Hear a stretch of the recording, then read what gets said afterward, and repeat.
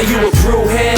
I'm a brewhead. Are you a brewhead? I'm a brewhead. Y'all are brewheads? Yeah, we brewheads. So pour a glass of craft beer, we can do this. Yeah. What's good, y'all? This is Cee, Certified Brewhead.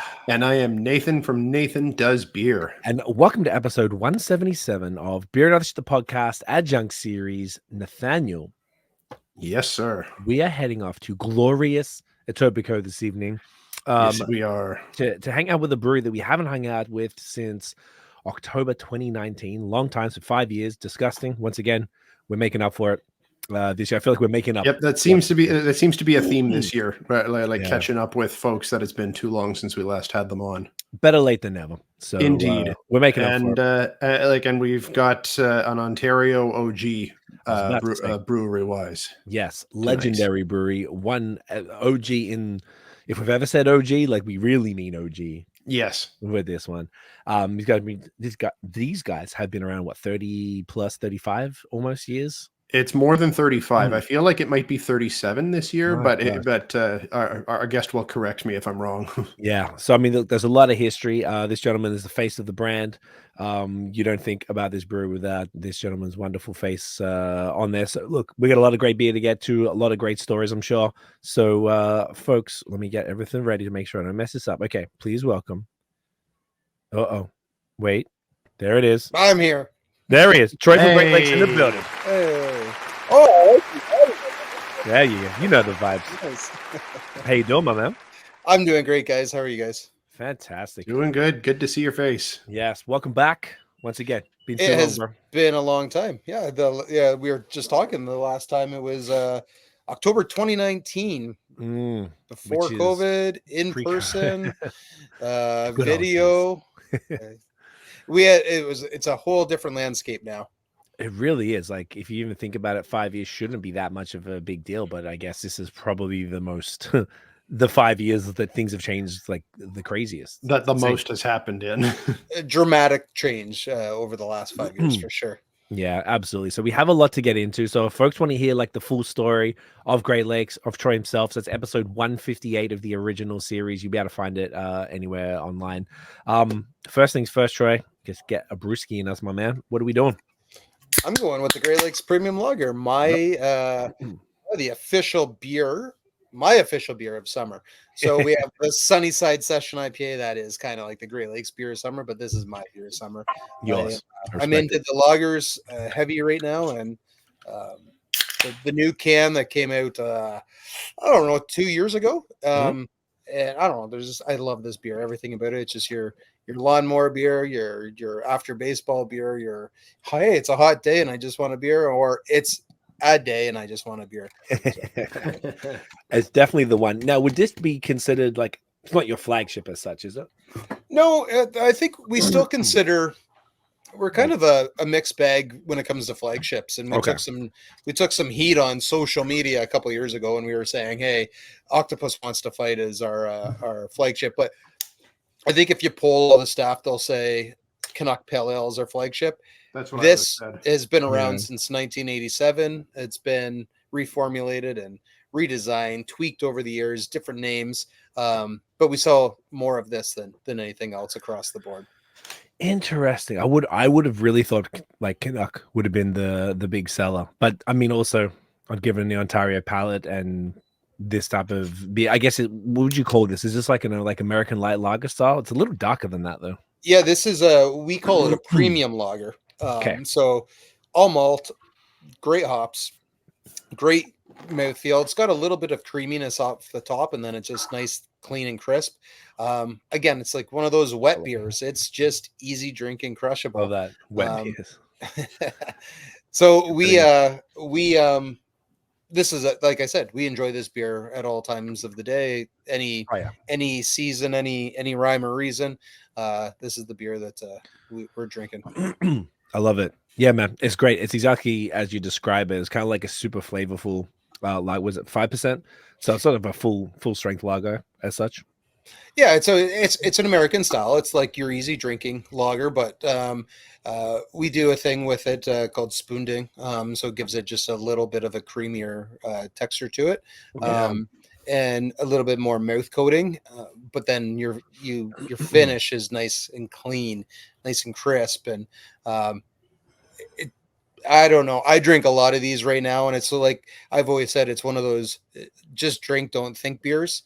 Just get it in you. And so I'm getting to the age where I like to just crack open a beer with the neighbors and hang out on the front porch. And, I'm drinking it out of a can. You guys have the glass. That's the proper way to drink a beer. But once you know a beer so many times, it's just, there's something to about drinking out of a can. It's a good point. Yeah. I think that you mentioned the neighbor. I really think that's such an interesting thing, because Jeff from town one time on the party was telling us like his favorite thing ever, drinking, strangely, Miller High Life in his driveway. So it kind of felt like this style of beer is a very like sociable thing, and it's like you said, don't have to think about it too much. You just put it away, crush it from the can. You don't have to worry about what it looks like or smells like. It just tastes great and reliable. Fuck Jeff though for drinking Miller Lite or whatever.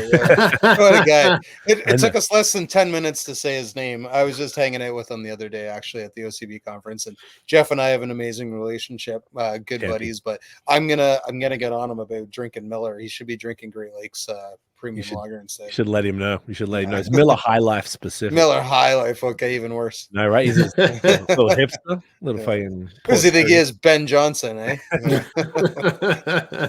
I love it. So this is a killer, and this is available everywhere. This is LCBO. People can get it across the province. It's in the beer store, $50 a case, $2.90 a can. It's at the LCBO. It's at grocery store. It's at our both retail shops, a home delivery. It's out there all over Ontario. Love it. Love to see it. Bars and restaurants. Always got to talk about bars and restaurants. It's something a lot of people kind of in the back of the mind right now, just coming out of COVID, but we've really ramped up our licensee bar and restaurant sales. Nice. We have a very exciting announcement that we'll be making on Monday about a new on-premise sales manager. And depending on how many beers I have tonight with you fellas, I might just spill the beans early on who this big name coming to Great Lakes is. And when did you say that news was breaking? Monday. Okay, so this teasers episode, tomorrow. So this episode will be dropping after that. So you won't be spoiling anything if you drop it right. All right.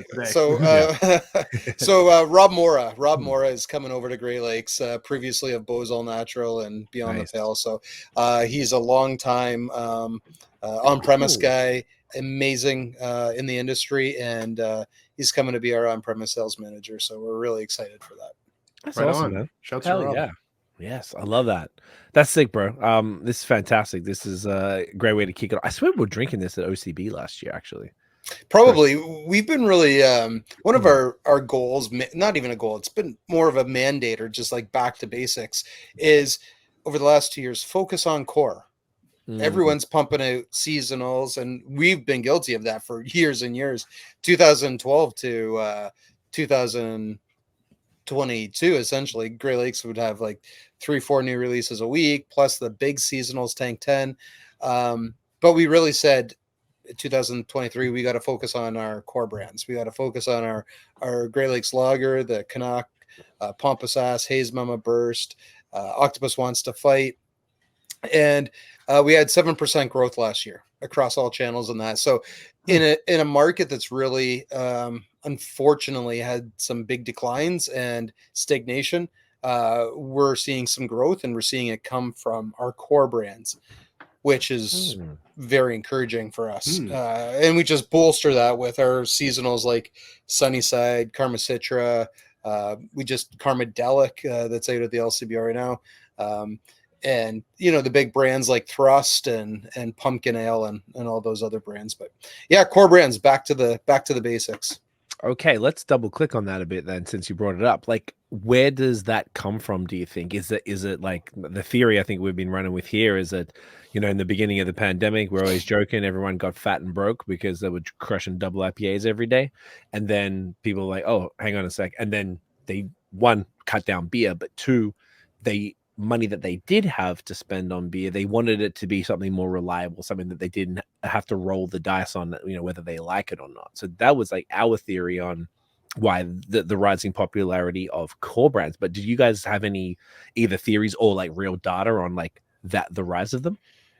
Well, I think you're absolutely right. I'm still fat and broke because of COVID, but I think the biggest point that you touched on there is people want something that they know, and I think 37 years in this business, Great Lakes, is people have come to know that we're a good value, so they can buy our beer for a good price, that it's consistent, and they can get it across the province. So whether you're in Ottawa or Windsor, Thunder Bay, even to the Toronto Islands, you're going to think of Great Lakes as your local Ontario brewery. It's you go pick up a can at your LCBO, you're going to look at the date code, it's nice and fresh. You're going to look at the price tag, you're going to go, holy shit, when a beer is $5.25 for a can, and then they look at Canuck at $3.25, and we just did that price increase. For the longest time it was $3. People want that familiarity, and they want to be able to buy a beer, enjoy it, and say, you know what, there's so many others out there. I'm just going to go to what I know. And we still want people to dabble. We still want people to buy a beer from town and Dominion City and in left field and our friends like, but at the same time, when people find something that they like, they're going to continue to go back to it. And it's going to be that beer in the fridge. Like, they always open the door and say, here, I got a Canuck Pale Ale. It's just one of those things with core brands. I like that. I mean, that really, yeah, basically I think we're saying the same thing there, and it definitely makes sense. And it's something that, like, Great Lakes being a brand that has a really strong presence in grocery, LCBO, beer store, licensees, etc. Something that Nate and I here had never really thought about, and Tiff as well. Like, we never really thought much about pricing until Jeff, actually, funnily enough, last year, and Shahan from Lost Craft were really bringing it up and talking heavily about it. We're like, huh.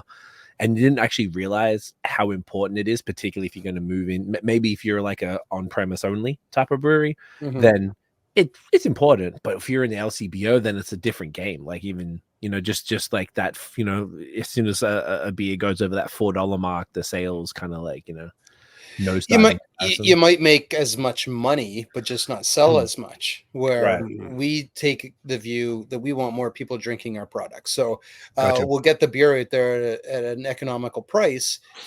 We might not be making as much as if we didn't raise the price, but we feel that beer should be enjoyed by everyone. That's something we've always said.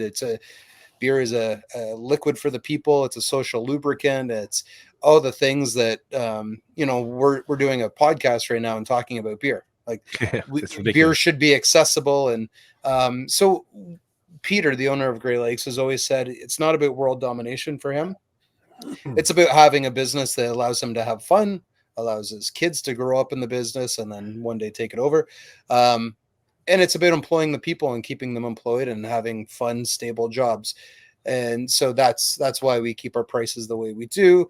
Obviously, the cost of everything has gone up. Inflation's driven everything up. So we had to do some modest price increases, but we still feel that our beer and our brands are still the best valued product. And one of the LCBOs in the province, I won't say where and I won't say who, but used to say to us that for price to quality ratio, no one in this province has us beat. So that's a little bit of a arrogantly or humbly arrogant brag. Humble brag. That's nice to hear, particularly from an LCBO who deal with a lot of brands and obviously probably the majority of consumers compared to a single brewery, like taproom walk-in and stuff like that. That's interesting. Do you have, how everyone always talks about like the numbers, not like the numbers of actual sales, but kind of like the top 10 most selling beers list. Everyone always knows the number one. How are you guys ranking in that then, being that you have had, like, you've been around for, is it, Nate was saying about 37, is that right? February 12th, we hit 37 years in the business. Yeah, that's so crazy. That's so insane. And one of the oldest independently owned craft breweries in this country right now. Wellington has us. Amsterdam, they just sold recently. Some breweries in BC have sold. So we're right there. But we do get the data. We look at it every day. We look at it week to week, month to month, year over year. Octopus Wants to Fight can fluctuate between the number 2 single skewed single can in the LCBO Of all styles? of all styles, week over week. Wow. Number 2, number 4 kind of goes back and Oh, forth. shit. And I then didn't Canuck expect Pale that. Ale is in the top 10. So it can go from like 9 to 11 or 11 to 8. So those two brands are usually together, a tag team in the top 10. And then rounded out, the Haze Mama and the Burst are starting to gain a lot of traction, especially the Haze Mama.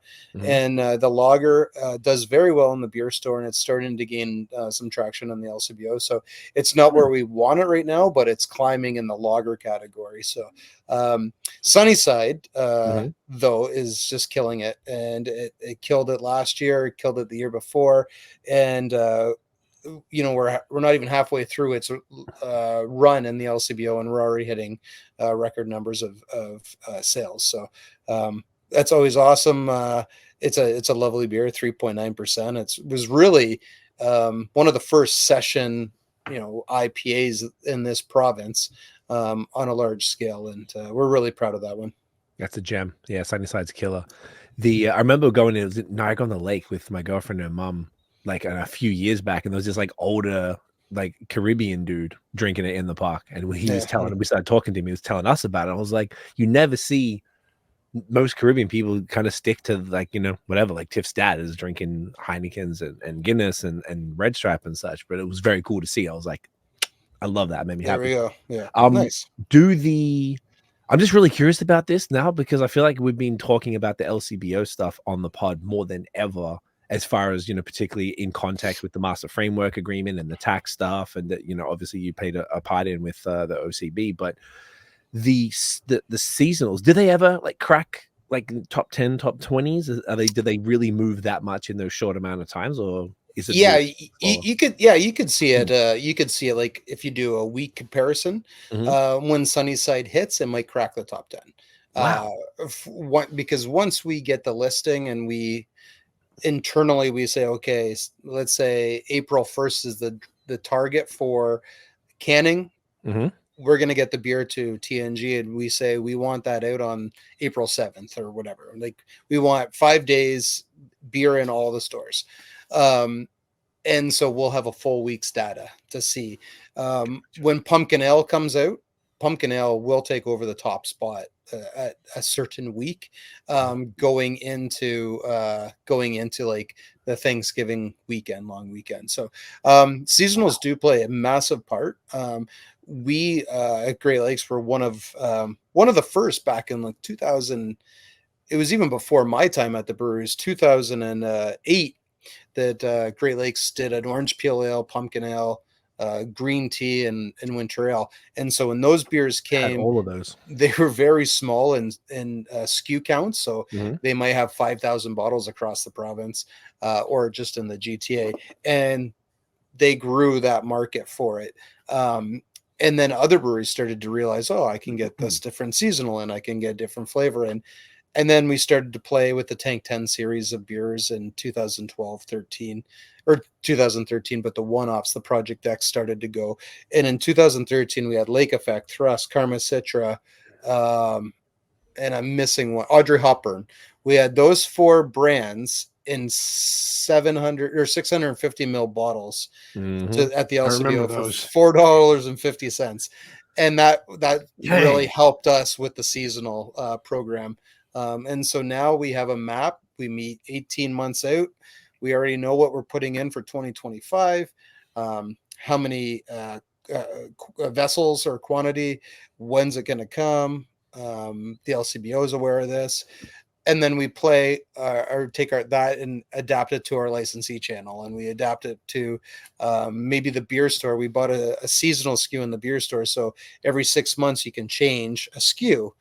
So right now Sunnyside's in there, and when Sunnyside's done at the end of August, September, we'll put in Burst for the rest of the year, and then switch it over again. So seasonals do play a significant part, and we've benefited from being there a long time. And so we have the consistency, and we have the scheduling kind of down pat. Amazing. That kind of almost like comes into what I was going to ask next, actually, was if I know that, a lot, over COVID, we saw a lot of breweries that we wouldn't have anticipated move into the LCBO in different channels, do so. Bellwood's probably been one of the biggest ones, and they've really gone really hard. So I know that there's a lot of breweries after post-COVID, you know, who've survived all of this, are like, all right, we're looking at it.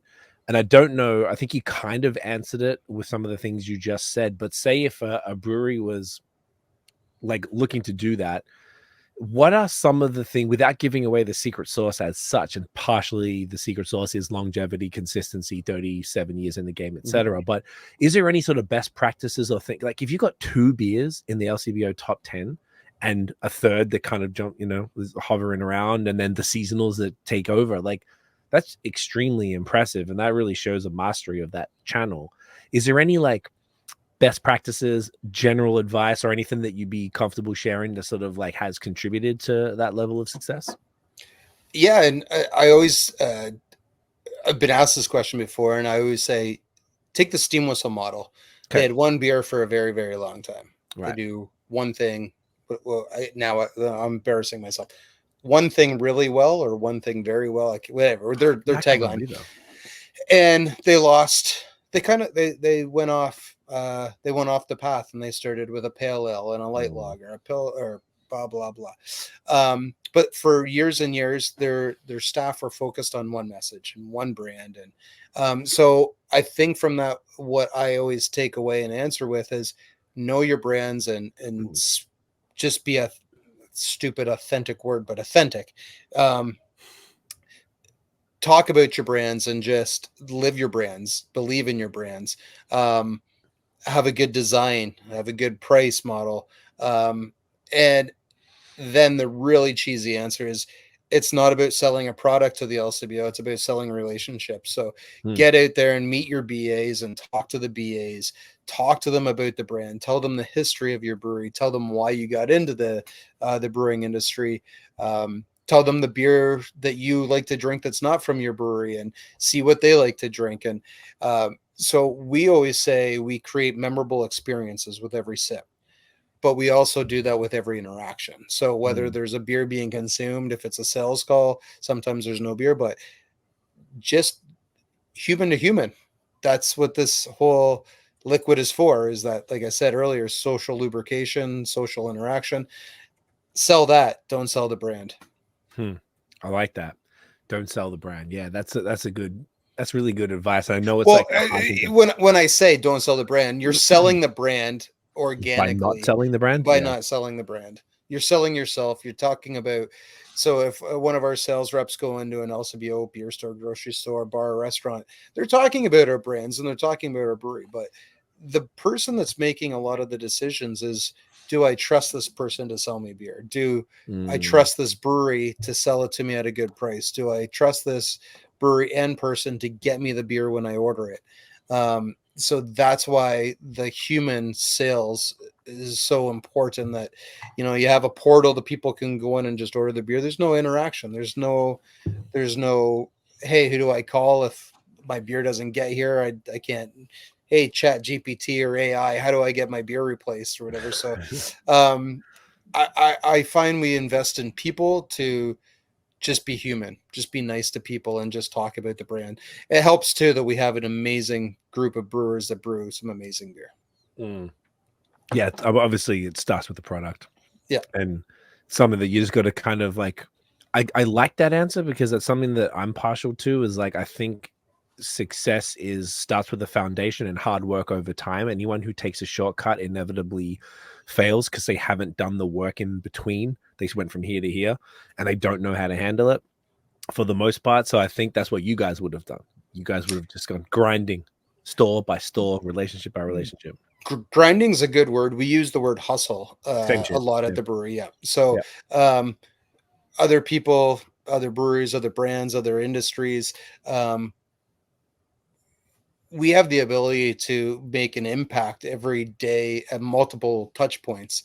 Whether someone's walking into our store in Etobicoke or the brew pub to have a burger and a pint, or at an LCBO, we have all these different touch points. And if you believe in your product and believe in yourself and you hustle, you work hard, things will come. And we're not a 9-to-5 company. And if anyone, when we hire people, one of the questions we always ask is, so at 5 o'clock, are you done? And you can be done at 5 o'clock, but you have to believe in the product and live the product. And so that 5:30 you get home and you crack a beer and your neighbor says, oh, what are you drinking? That's another touch point. And Right. so you're always on. So there's my long-winded answer. No, that's awesome, bro. Thank you for that. It's makes me happy to hear that. And I'm feeling like I'm trying to be on time with the sometimes we just get yapping and we're not moving through the beers fast enough. So since we're talking about LCBO dominant SKUs right now, I imagine from our side it would be best to do Canuck. There you go. Boom, look at that. So Are you doing the same one? Me? Yeah. I'm gonna go because I just finished my premium lager. Let me see what I got in my little tickle. that lager was fantastic, by the way. Like really, really easy drinking, and and I also found too, like you were saying, whatever that other process is that you do to it, like really beefs up the body quite surprisingly. I found for a premium lager. Yep. Well, what I'll say about the lager is once we get people that have never had it before, or they may have tried it once or twice, when they try it in a different setting, like just trying it with, I know I said drink, don't think, but if someone's having it for the first time and they're think a little bit, they're thinking about it a bit, they're like, holy shit, this is a really good beer. It's a very good lager. It's a very quality lager. Sure. I'm gonna go with something appropriate for there we go. She is. Over My Dad Body.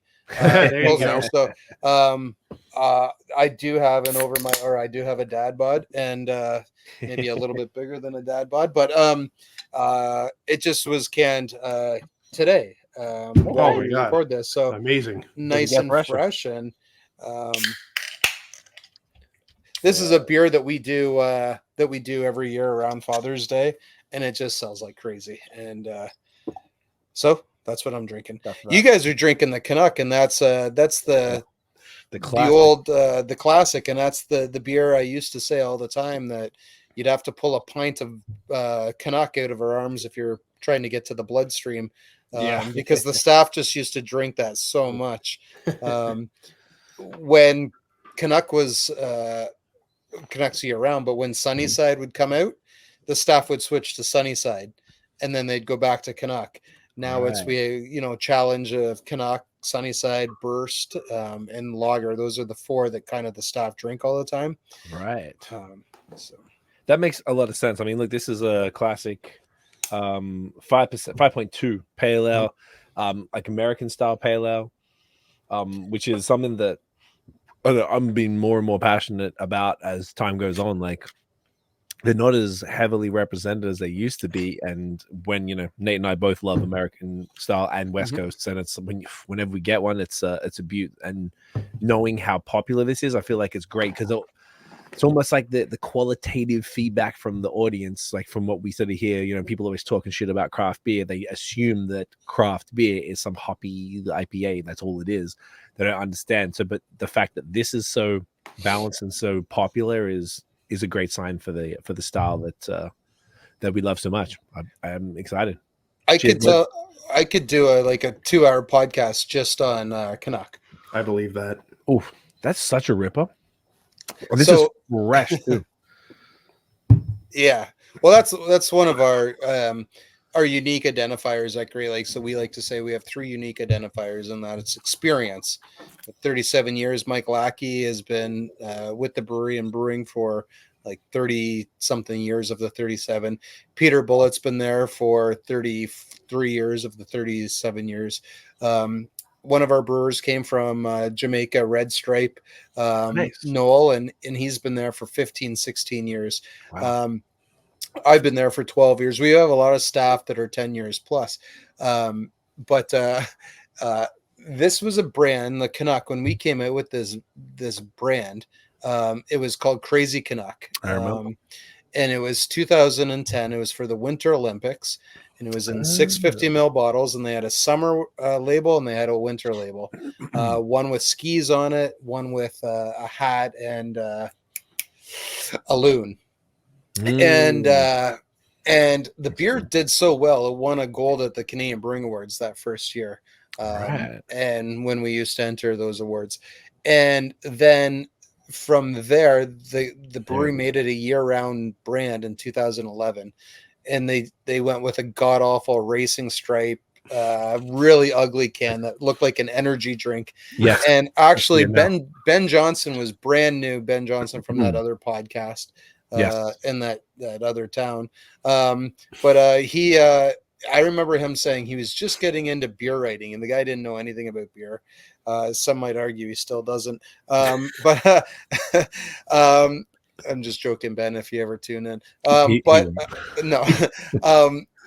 But he made a comment saying it was the best beer in the LCBO that he would never buy. And I remember him saying that because of the can. Because of the can. Because of the can. In 2014, we went to the new the Lumberjack, Gordy Levesque, the kind of the stereotypical Canadian lumberjack on the can. And the sales went up like 3,000% overnight. It just blew up. The price point was pretty good. It was at $250, then $260, then $265. Damn. We just got to $325, which we didn't want to do, but we did. Anyway, back to the West Coast American style. This was a clone of like the Sierra Nevada back in the day. Okay. Over the years, we've lightened it up a bit. We've got rid of some of that crystal malt that would have been typically in those big West Coast IPAs and pale ales. And what we find now is this beer is, in its own right, approachable from a novice point of view, drinkable from a seasoned connoisseur point of view, and crushable from a very experienced beer drinker point of view. So we kind of hit all three demos of the beer drinker. And then someone like new, young, that's like that grassy, piney grapefruit note, all goes together. And so, we sell a shit ton of this through home delivery and our retail stores, and then LCBO. Interesting. That makes complete sense. And it's so like it is. I would probably call this more American style pale ale than like Westie, because typically Westie kind of cranked up bitterness. Yeah, it's an American style. Yeah. So and we even call our Octopus American style as well too. Okay. We don't go into the West Coast Karma Citra, because we got rid of that chewier malt that you'd find in the West Coast style. Gotcha. Right. That makes sense. And just like the balance, like you said, man, the balance of the flavors, like all of those flavors that maybe that the inexperienced beer drinker might associate with like, gross craft beer because they just don't understand what those nuanced flavors can be. Like, I feel like this is like a fantastic representation of that. And it could, if like for an inexperienced person, this would be like, whoa, obviously for us, it's just like, this is money, but it's also like, I don't think it would scare people off. Like the fact that it's selling so much, I think is a testament to that. Like it's so well put together that it's like a great example of the style to introduce people to it. It is. And one of the cool things about this brand is when you see it on an LCBO shelf. So the cans that you're currently consuming, we're mixing new and old cans in, not liquid, but new and old cans, printed cans. Yes. So you have a black ring on the top and bottom. Correct. They are now all red on top and bottom, so it blends the color together. So when you see it on a store shelf, it really does pop. But one of the best things when you're in an LCBO, and I can never be incognito because I'm always wearing this hat. Like it's like I've never seen you. That's it. And if you see me without a hat, you do a double take. But I'm always branded up. But if you go into an LCBO and you see someone grab one of our cans, they'll grab it from the graphics, they'll turn it around and they'll look at the back. And if we can get them to read the back of that can, they're going to purchase the can. Even if they do 3 sips into that beer, we have a new customer. That's how we kind of look at it. So we're looking at when you walk into a store and you see us on the shelf, are we bright? Are we bold? Are we standing out on shelf? If the answer is yes, then people are going to go there. The eye takes them to it. If they pick up a can, we think we have a customer. And Canuck was the first real brand that did that for us at the LCBO. as soon as we turned from the crazy Canuck to the lumberjack, because like I said, 3,000% sales went skyrocketed. But they also, from that, skyrocketed at bars and restaurants, because people were drinking it from the LCBO and then going into the bar and restaurant and going, hey, you have a Great Lakes, do you ever get the Canuck on here? So that really helped. And so if anyone's listening to this that goes to bars and restaurants and don't see a Great Lakes, or don't see any other of your favorite craft breweries, talk to someone at the bar and restaurant, because they will listen to customers. And that's something that, you go into a place and you see 7 or 8 lagers from international conglomerates, and then you have 4 of the same craft beers you see everywhere else. Just throw on a couple other craft breweries, but people have to drive that. It's not a bar owner or bar manager just sitting there going, well, we should move to craft. Customers got to lead that. So there's my little soapbox moment for you guys. Dude, that's awesome. I think that's a really good message, because we do, if at this particular, we always say here in this economy, if people want something, then I imagine a bar or a restaurant would bend over backwards to do that. And obviously it helps them. It's just nicer supporting the local community. It's just better. It's like same thing. The joy of going, like Tiff and I did the boycott thing of Loblaws in May, and we didn't go there very much. We went to Fortino's, whatever, here and there, maybe once a week at most. But now we don't go anywhere. We just go we've able to replace all of those things that we just were like we almost had, but we just kind of a little bit lazy sometimes. And now we're just like, we don't need to go back anymore. And we feel so much better because we know the person at the fish shop, at the butcher, at the egg place, and like whatever, all the different spots. And it's the same with this. Whereas wouldn't it be cool? Because they can walk into Great Lakes and they know, like you said earlier, you're employing the community. You're out there in Etobicoke, and you've got the downtown, the brew pub as well. So many jobs being supported.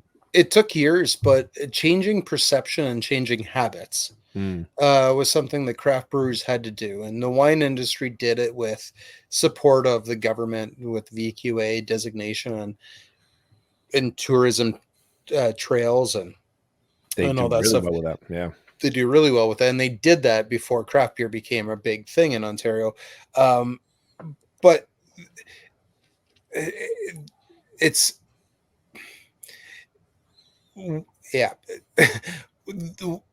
we get to know the people drinking our beer. I'm trying to put this, I'm trying to find the right words, but when someone walks into a tap room, they can come into our tap room, and if they come in the second time, we now have a friend.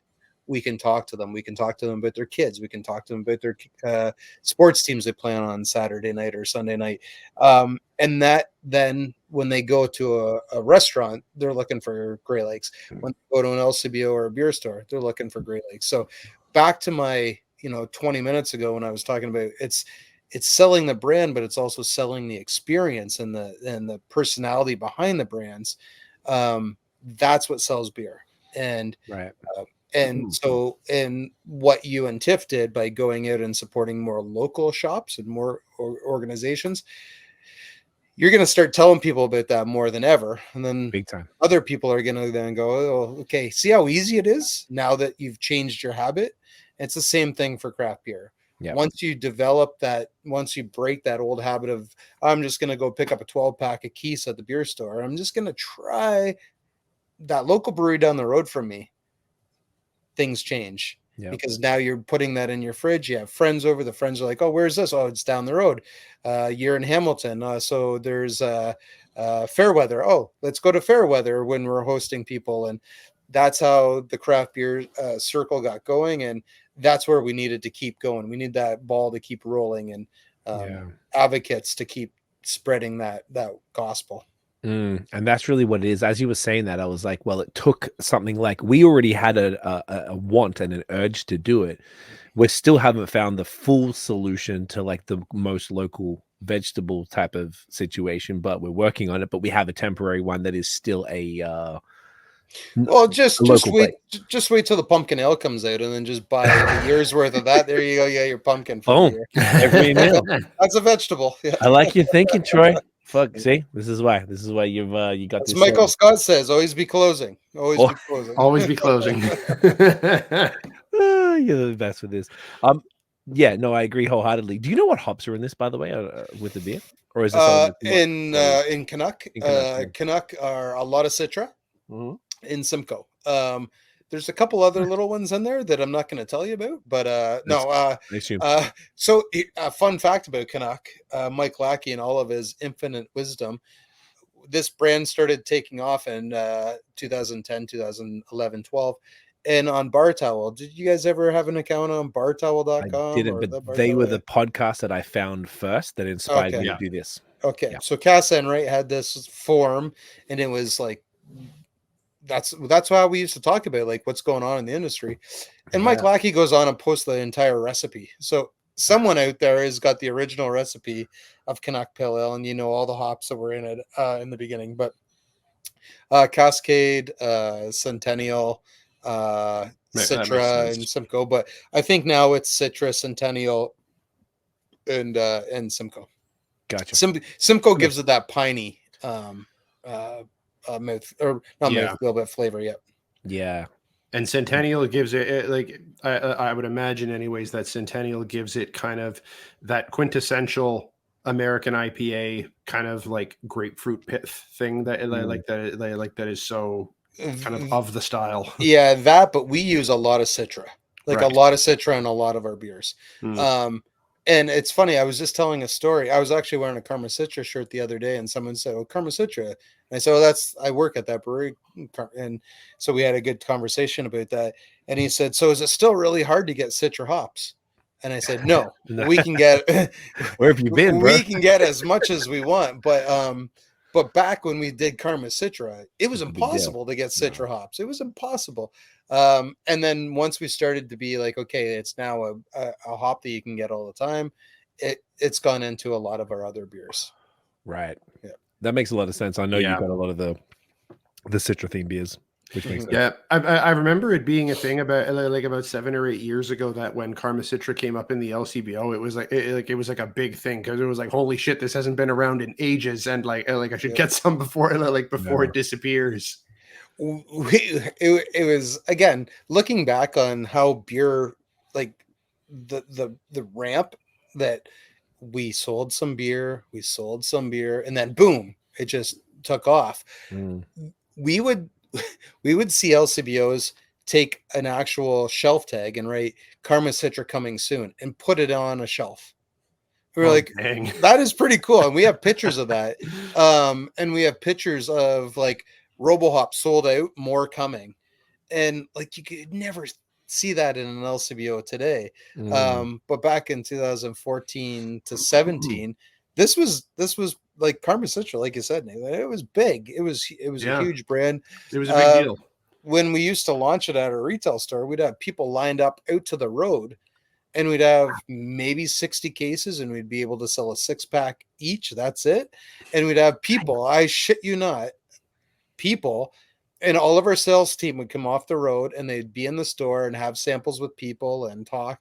But we'd have people come in, buy a 6-pack, go to their car, get in the back of the line, and come back. And we were like, we just saw you. But anyway, we'd sell out. We'd sell out of a pallet or two back in those days in like 30 minutes, and that was in person. That was no online sales. And then the bar sales that day, like our $5 pours, they'd be through the roof, and people, like, we'd sell more kegs there in a half a day than we would to bars and restaurants across the province for a week. Wow. But anyway, it's not like that anymore. There's 342 brick and mortar breweries in the province, and we're just one of them. So interesting. Yo, it was interesting we talking about this. I remember, like, Nate, when you mentioned the Karma Citra stuff, like around like, and it kind of just pointed out how influential Great Lakes' IPAs were, particularly in those earlier days. I remember, like, before we started the pod in 2015, so it's 9 years, and I remember, like, Karma Citra losing our shit to get that RoboHop you mentioned, Troy, like that one too. The OG RoboHop. The OG RoboHop. When Octopus came out, it was huge. I remember my cousin from Australia came, and I believe it was Thrust in a bottle in 2015, and I specifically got it because I really wanted to show him, hey, this is some of the best beer that we can get here. And what did he say? Why the fuck are they putting a big IPA like that in a 650 bottle? Yeah. I can't remember. Well, he's from Australia. They're like 10 years behind us. So he Yeah. probably was like, whoa, this is crazy, you know. But it was like, it was really cool because everything was 650. Like I feel like it wasn't just you guys, like a lot of breweries were doing it. Everyone was. Oh doing no, that. that's the way it was back then. Yeah. That's the way it was. That was the way of things then. Totally. And it was just like all of those IPAs were just so highly sought after. And I would imagine because that was back in the IBU race when we're all just like punch my tongue, you know, rip this fucking skin layer off. But like it's cool to think back on it because that was right before Haze went crazy in 2016, 2017. You're giving yourself a couple years there. Haze craze didn't start, I think, until like 2019. It started to creep in. It was okay for the mass. For me, it was for the mass. Okay, yeah, sorry, yeah. And I got into it late. From what I understand, it was from like Hill Farmstead did in 2010. Well, you're talking about like not in Ontario specific. Sorry, yeah. Sawdust dropped Juicin, which was the first local one I had. I believe it was October 2016, and then Jutsu in Bellwoods was early 2016 as well. I think. So was what's it called? Barncat's whatever the first was not Pulp, was it? No, I don't know. You might Eminence. It might as well be Pulp. Might as well be because that is a one beer wonder. You can't drink more than two. I'm old school that way. But you mentioned Juicin. Yes. Sam Corbet, if you're listening, go back to the original goddamn label because that was the best one you had. That was a cool label. That's true. It was the best. Yeah. It was the best one. I'll second that. I'll second that. That original label was dope. We have him on next week actually, so we'll bust his. Oh, there you go. Yeah, do it. Yeah. But like, those are like, it's just really cool because I guess I hadn't thought about it for a little bit, and now talking about all these brands, I'm like, fuck, man! Like, I am enjoying this. Is like I'm destroying this beer. This is so good. Canuck is something that's like, I almost feel like it's underrated as far as like, obviously it is from a beer geek level. Let's put it. You guys are beer geeks. Big time. There's nothing wrong with that term. Pre-COVID, it was the bar and restaurant workers' drink of choice. It was the beer that they were drinking after their shift. I believe and it wasn't lager. It was Canuck Pale Ale. I don't know if you guys know Fabian Skidmore. He's our art director. He was the bar manager at the Only Cafe for a long time. Okay. And he'll tell you that if you ask him, because he tells everyone he used to be the bar manager at the Only Cafe. He drinks nothing but Canuck. Nothing. Really? He'll try other beers, but he won't drink anything other than Canuck. And I did a couple videos with him for fun, like beer reviews with Fabe during COVID, just because there was nothing else for us to do. And he would crush a beer, a Canuck, and then say, yep, it's good. But I asked him in seriousness, like, why do you like it so much? He's like, it's perfect. It's just everything about it is perfect. It's clean. Like, it's got body to it. It's got flavor. It's dry as shit. It's got a wicked finish. It's 5.2. It's just perfect. And so I said, well, that's the sales pitch. We'll just get Fabian to say it into a microphone and take it out to places. But it really is. And so it's a nice beer for people to revisit if they haven't had it in a long time, like you guys are saying right now. Because it's reminded of how good a beer, an OG beer, real beer can taste without all that flour and all the other shit that people put in an adjunct. I wonder if people still do that. I know that was happening back in 2017 for like milkshake IPAs and stuff, but well, New England's too, the New England style. People were doing that for you. We did not. We never.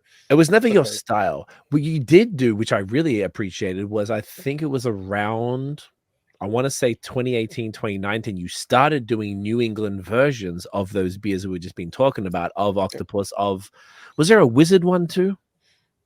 Oh, Jesus. I came and saw you and at the brewery, because we were doing this photo shoot for all these Toronto businesses for the city of Toronto, and you had some in cans, and then I got a growler. And the growler, someone stopped fart, and it braked, and it hit the back seat of the car, and it spilled all over the car. It was probably called Swamp Juice, the growler of Swamp Juice back then. So what we used to do, we used to have a tank that we'd make our IPAs and our ales in, and tank 10. But then it didn't have the bottom where you could go all the way down. Like you had to stop 200 liters before you got to all the trube and all the other gunk and stuff. Gotcha. And so we'd have to toss out all this liquid. So what they started doing was transferring that into another smaller tank.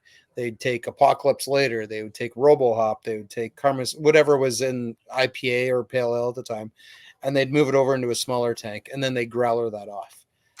And we called it Swamp Juice. And so number 9, Swamp Juice number 9. I remember this vividly. That was it. RoboHop, Karma Citra, Canuck Pale Ale, and My Bitter Wife.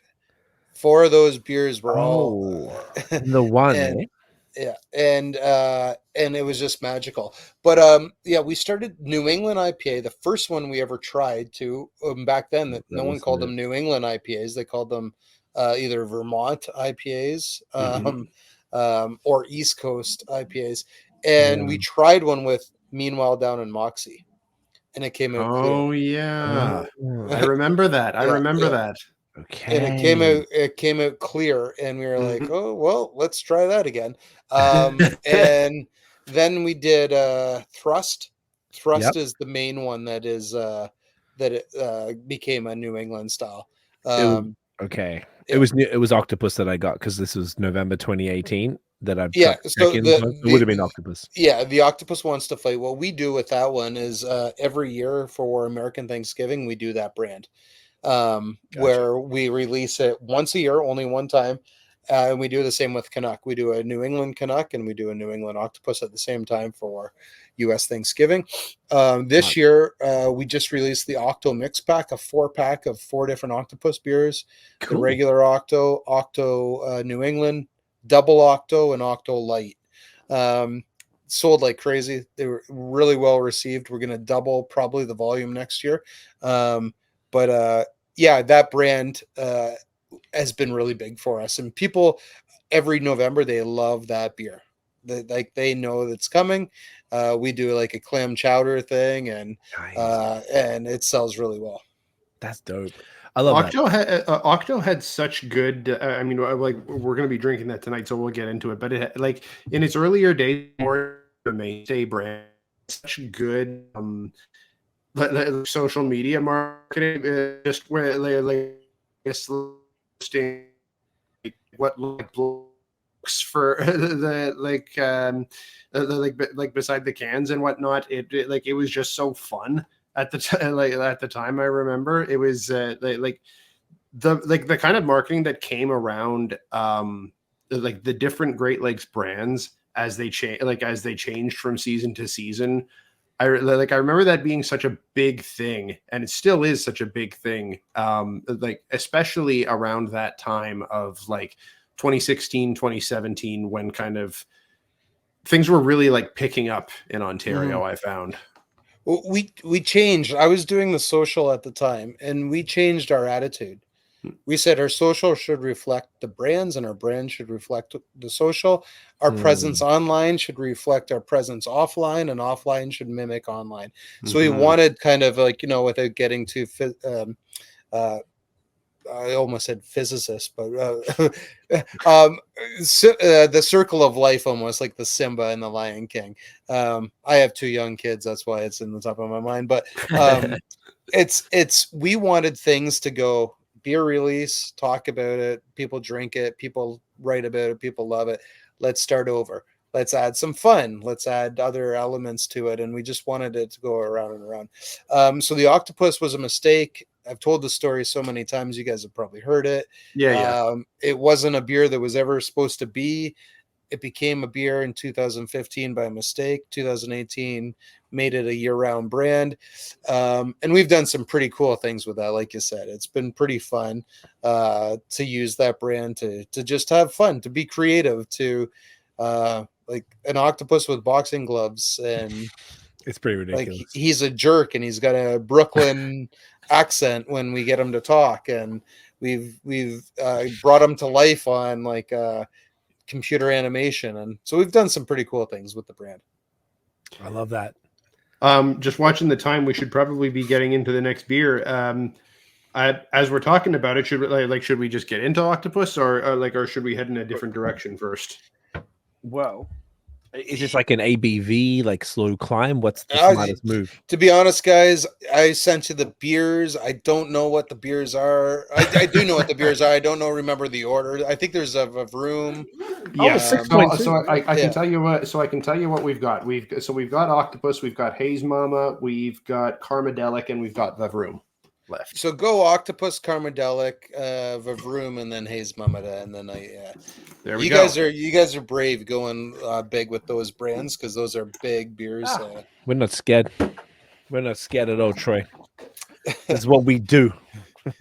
So I was on what was I on just the other day, and I was talking about Octopus wants to fight. So there's the new can. You can see that, Ooh, and I for got the those, older one. yeah, for those listening, okay, yeah, you got an old one. So Nathan, you picked up one from the LCBO. I take it you got the. I did, and I in fact picked up the Octo pack because I was especially keen for double Octo, and yeah, so I got one of the new cans. It looks like. So Cat looks sick. for those listening, it's got the green band around the top and not the black Yeah. band. But a funny thing with the Canuck and the Octopus, when we rolled that out, people kept emailing us or messaging us through social going, why'd you change the recipe? We're like, we didn't change the recipe at all, like not even close. And they're like, well, the can's changed. And we're like, well, the can changed, but doesn't mean the recipe changed. So it's the exact same beer that always was, just a different can. I love it.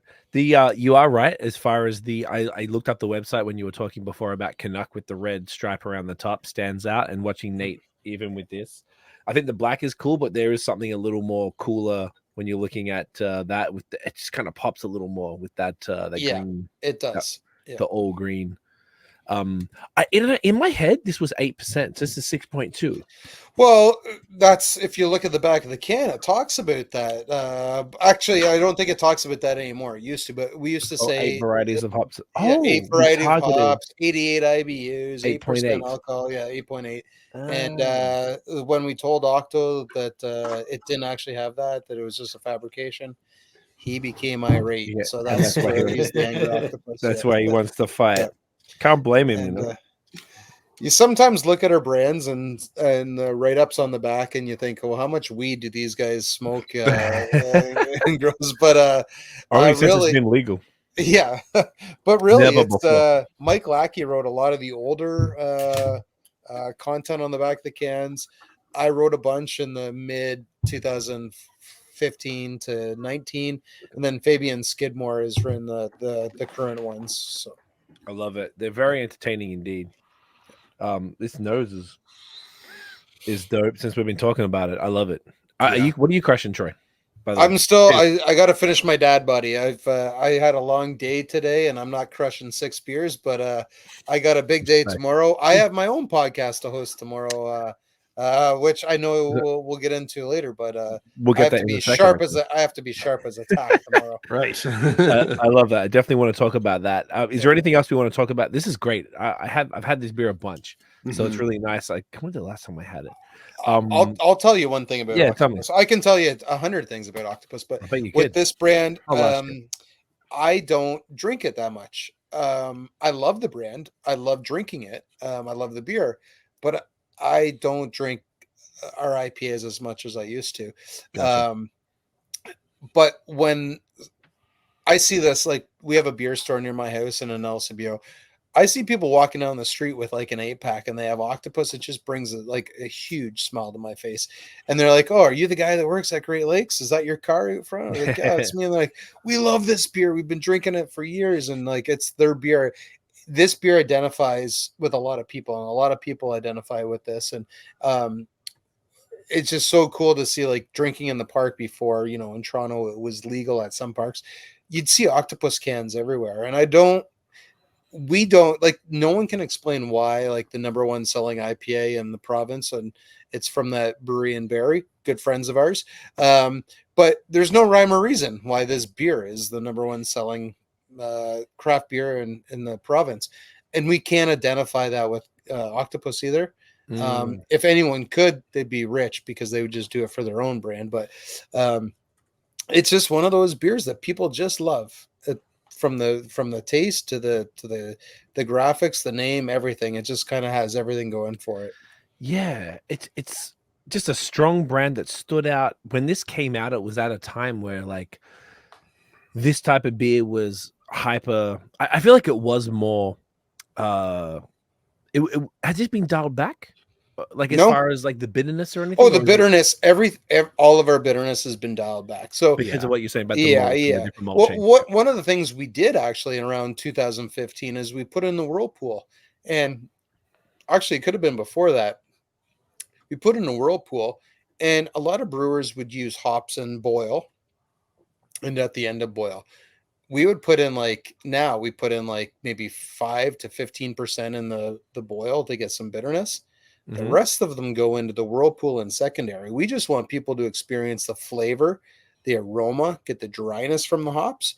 We don't want that mouth puckering bitterness that we want people to be able to, and I hate the term, but drinkability. We want people to pick up this beer and drink 5 of them at night. Yeah. 6.2 is hard, but I the mean, Canuck, it's not that the Canuck you can, but um, we want people to drink beer. We don't want people to sip on it and go, oh, it's too strong or too bitter, or like you said earlier, like the mouth, the enamel stripping bitterness that it's not necessary. And No, it's not. Garrett Oliver used to say back in the day that, you know, if you had a soup and you poured too much salt in it, and it's then all you taste is salt. Then if you take the whole salt container and pour it in, all you're going to taste is salt. So you have to find that balance between bitterness and, in his analogy, the saltiness, but like the bitterness in a beer. And if you can find that balance, and we think we've struck it with our IPAs, you get bitterness, you get dryness, you get flavor, and you get aroma. That's what we're looking for. Gotcha. Yeah. See what I think I see what you were getting at with this. Were you about to say that like this one used to read more West Coast, whereas it now reads more like American IPA? Correct. I remember this being like way punchier, and this is, but I prefer this. This is like phenomenal. This is like going from Canuck to this. It just feels like an organic next step. As far as ABV wise, it's very soft, it's very delicate, it's very crushable. It's just the right amount of sweetness, just the right amount of bitterness. Obviously, the hop profile is different, but it's still got, you know, a bit of that pithy grapefruit and stuff in there. But this seems a little more tropical, a little juicier. More on the grapefruit side, and then it's a lot of mosaic. Gotcha. Is then that's the primary hop, so a little bit more juicy. Tropical. It just works super well, and it's fun to think back. Obviously, I had it, like I was just checking my Untapped here, and I had it last year at a restaurant, because if I see this at a restaurant, I'm fucking getting it. Because I don't, it's extra fun to have it on draft too, right? And I'm definitely getting that pack now that I know it's, and it's LCBOs everywhere. It's a thing. It's like it's a sure thing kind of beer. And I feel like that's like coming back to what you said really in the beginning, Troy, is like there's something about that now that even to Nate and I, like, if I feel like we're both obviously always excited to try new things from different breweries, right? Because that's part of the fun of being into craft beer, or being maybe beer nerds or whatever. But there's also something to be said about stuff like this. You know that I could grab Octopus, and every time I drink it, I know, boom, it's going to hit exactly where I want to. We've both been finding ourselves looking for an old reliable to go to every now and then. And like this really hits with that. This is and I'll plug a couple other breweries, but like Lone Pine is a great one for that. Yes, it is. I'll still say, and we can't get in Ontario now, which is a damn shame, but Sierra Nevada, just the pale, like just a beautiful beer. I like the granite beers, so if I ever see I rather go to the granite to get them, but granite beers, I just find they're just so, it's like that comfort beer, comfortably classic beer, where you're going to get like their ESB that like is just money. I my favorite beer from them is their it's called, they call it dry hop when you're there, but it's their best bitter special dry hopped. Anyway, they make some fantastic old English beers, but there's a lot of breweries in this province that are just doing solid beers that are timeless classics, and Octopus falls into that category, in my opinion. Yeah, I would say definitely so. agree. I was saying to Nate, like I've been going to Buffalo once a month all year. We have Nexus now. It's like fucking boom right over, and I've been getting a 6-pack every time of Two Hearted from Bell's, which is a 7%, not too dissimilar from this, and it's just a short can. So like, you know, if me and Nate are kind of haze boys, so in between our haze, you throw in a beautiful, nice Westie that just kind of, you know, changes the flavor up, and this is exactly a very reminded me a lot of that, as far as like, you know, like Nate was talking earlier about that Centennial, which I believe is being in Two Hearted and all these different hops. Two Hearted is 100% a Centennial. Yeah, 100%. Okay, my bad. Yeah, and Mike Lackey, that's like Bell's, is that his brewery? Like that's his inspiration That's his brewery. jam. I love that. I mean, that explains a lot. This is like fucking speaking to me now. Maybe it's just the headspace that I'm in, where this is really what I'm craving. Like this Octopus is so fucking fire. I'm like jacked to get that 4-pack, because it's, you know, having a double. What's the double version? 8% of this? 8%, yeah. 8, and the light percent is what, like 4, 3, 5, 3, 5. You know I think. what? Yeah, I was gonna say you caught 3, me there. 3, 4, 3. Okay, I'll go 3, grab the 4, box. I can 3. tell you right now. 3, Okay. 4, 3, 6, or something like that. But it used to be called Fighting Weight. Fighting Lead. And Okay. we were like, you know what? Let's just call it Octo Light. Yeah, it makes so much sense. Because we have Octo, or Double Octo, Octopus, and anyway, it's yeah, dude. Yeah, what do we got?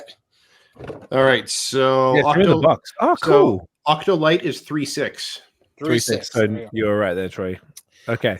And so when it's in 355 cool. ml cans, it's 90 calories. So we haven't tested the tall can. It's probably going to be around 110 calories. All right, so it's like a solid, flavorful, punchy light beer with like everything you need, but you know, keep it on the low to keep that summer body. Honestly, like if you go to Sunnyside, it's a lot more tropical, whereas the Octo Light is more octo. It's more a little bit more on the grapefruity, and there is some juiciness, but there's a little bit more graininess to it. Understood. Okay. This is cool. This is really nice to have these, and I was looking forward to this as well, obviously for the conversation, but for this sort of sequence of beers to kind of like see where it all goes. And this is great. This is like, I think it's important though that people rediscover beers like this. Like, you know, even like talking like Nate and I were drinking a lot of something like Two Hearted or whatever, but like Lone Pine or Octopus or something like that, or Headstock from Nickelbrook is another OG Westie that's just around that you can get. And like all of these, all those beers that we mentioned are just like at a very affordable price, available year round from the LCBO. It's kind of basically everywhere in the province. It's crazy we have that level of access to beers that quality, and it's something else that maybe, I don't know if you've been traveling around a bunch, Troy, but something I've learned recently of going around at least to the northern part of the US is that we have it really good here. We have it really good here, dude. Like breweries across the spectrum of all different, you know, different sizes of different styles that they're pumping out, like you name it, everything from light lagers to 15% barley wines. Like we have it all here at a high level. And I would argue that I think more times than not, we're probably better here than what the stuff that I get in America, I would say. I wholeheartedly agree with you. I think the only thing that we're missing is making money. Because of our tax structure, provincially and federally, but also all the other little shit that comes with it. So you look at somewhere like Godspeed, who makes amazing beers. Yes. Amazing on Czech style and amazing is smoked beers. That's his thing. Yeah. Yes, world class. That's his thing. Then you look at someone like Amsterdam, who don't get enough love, in my opinion, for their Starka Pils and their Helles. Solid beers. You go out to Slake and PEC, they're doing some really amazing beers. Killer. Like all different kind of variations. And then you circle back to Great Lakes, and this is where I feel, I don't want to sound like an asshole here or arrogant, but we can produce a German style Helles. We can do a Weiss beer, an American IPA, a New England IPA, your easy drinking lager to a Vienna lager, an alt beer. The alt beer is so good. It's my favorite. And we do them so good. Yeah, agreed. It's so well. And so I bang for your buck again, and consistency, quality, and freshness. This is why I love working for Great Lakes, because not only are the people amazing, but any day you can just go down to the fridge and go, these are I don't want to go and say world-class beers, because that's a pretty, like, next to Orval and stuff like that. Those are world-class beers, but it's pretty hard to beat some of what we produce out of that little brewery in Etobicoke. Inglorious Etobicoke. Inglorious Etobicoke. Very happy that one's yeah, you're right, dude. It's very cool what you're doing, and I really feel like as drinkers here in Ontario, even though I've only been here even though I was here all the time, but been full time here 2 years almost, like we're very spoiled, and it's very cool because during pandemic I wasn't traveling, and then now we are, and I'm just like everything's fun. It's really cool to explore, but I'm just like, we kind of got it all here. Like, I don't really have to search for other stuff, and it's not always. Oh, fucking! I need a Sparky, man. There you go. Got him going. I need someone to help me fix this. Shit's all fucked up. Yeah, it's like we have everything we need here, and I just feel like we're super grateful for that. And it doesn't matter whether it's you go to the LCBO, you can get everything you need. Whether you want to go to the individual breweries you love and order it, you go to an indie bottle shop, you go to grocery, whatever it might be. I feel like the spectrum is there, and it's. I feel like it's like COVID. Things went from here to here, as far as quality. In Canada, period. That's what I probably would say. Everything was already great beforehand, but I feel like during COVID, kind of what you were talking about, people had time. Fucking hell. Your sign flickering there. It's like the Michael Scott and the St. Pauli's girl. And I'm a big Office fan, so I'm just going to keep referencing Office. I've only seen bits and pieces, but yeah, I get the general gist. Yeah, but it's very good. We're very lucky. Yeah, we're very lucky. I think too, the one thing that I'm always cognizant of is the freshness. And I harp on it so much because 2013, everyone was putting a best before date on their beer. If they were putting anything at all on it. And I'd taken over social media at Great Lakes mid 2012 or end of 2012, early 2013. Okay. And I just noticed something. I was like, our beer is getting packaged and it's on stores in 2 days. Why don't we put when it was packaged on? And so they're like, we don't want to do that just in case, it sits around. And I said, well, why don't we make a mandate? Anything 3 months old, we replace. And it sounds like today, that's everyone should be doing that. But back then, that's not how it was. And so we made that one small change and said, okay, we're going to put a laser etching on the can, laser print, packaged on date, because no one could read the alphabetical best before dates. So we did that, and we noticed people were starting to talk about, holy shit, this beer's 2 days old. This beer's a week old. I found this beer in Thunder Bay that's 4 days old. People are starting to talk about hashtag fresh GLB. Yeah, and so we started doing that. So that was May 23rd. Now to us, that's fresh. But to us, that I'm drinking one from June 10th. It's June 13th. Yeah. And that's just, this one was from the Great Lakes. So anyway, long point is we have it really good here in Ontario. Everyone, the breweries are picking their niches, but I always go back to, please check your date codes on your cans when you pick up a can from a store, especially grocery store. What would you say to consumers? Because my experience with the LCBO is that this, I don't want to call out the breweries because I know it's not their fault. It's probably the LCBO. I've been into LCBOs and seen stuff that's 8-10 months old, IPAs that are fucking dead. What would you suggest a consumer do in a case like that if they come across a beer from one of their favorite breweries that is that old and the LCBO is still selling it, and you'd probably know 9 out of 10 customers are not lifting it up and looking at date code? The best thing you can do is tell the brewery. Tell the brewery, not the LCBO. Don't go to the care. LCBO because that just hurts the brewery. The LCBO is going to be like, hey, what's going on? Okay, flag. This beer's not selling. But when it could have been just a human error on the LCBO side, we're not stocking properly. And I know not everyone can do it, but invest in some people to get out there to the LCBOs. Our sales reps. They sell beer. They go out to places, make that connection with the beer ambassadors and the store managers at LCBO beer store levels. Mm-hmm. But they're not just doing that. They do their meeting and then they go right to the fridge and they check day codes on all the product that's in the store. Then they'll move over to our competitors, which are our friends, but still our competitors, and they'll look at their day codes. And instead of saying, like, holy shit, look how old this is, they'll contact the other rep and say, hey, Brewery X, we're in this store. Just an FYI, we saw some old code from you guys. That can then lead the other brewery to go and replace it. I think one of the biggest challenges in craft beer is breweries don't have enough capital to invest in people to do that.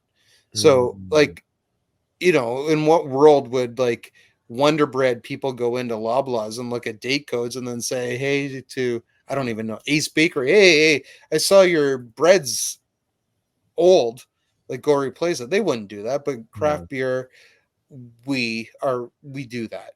We help each other out. Yeah, and that's the beautiful thing about it. It's like the only industry that I've ever come across that behaves like that. It's kind of wild.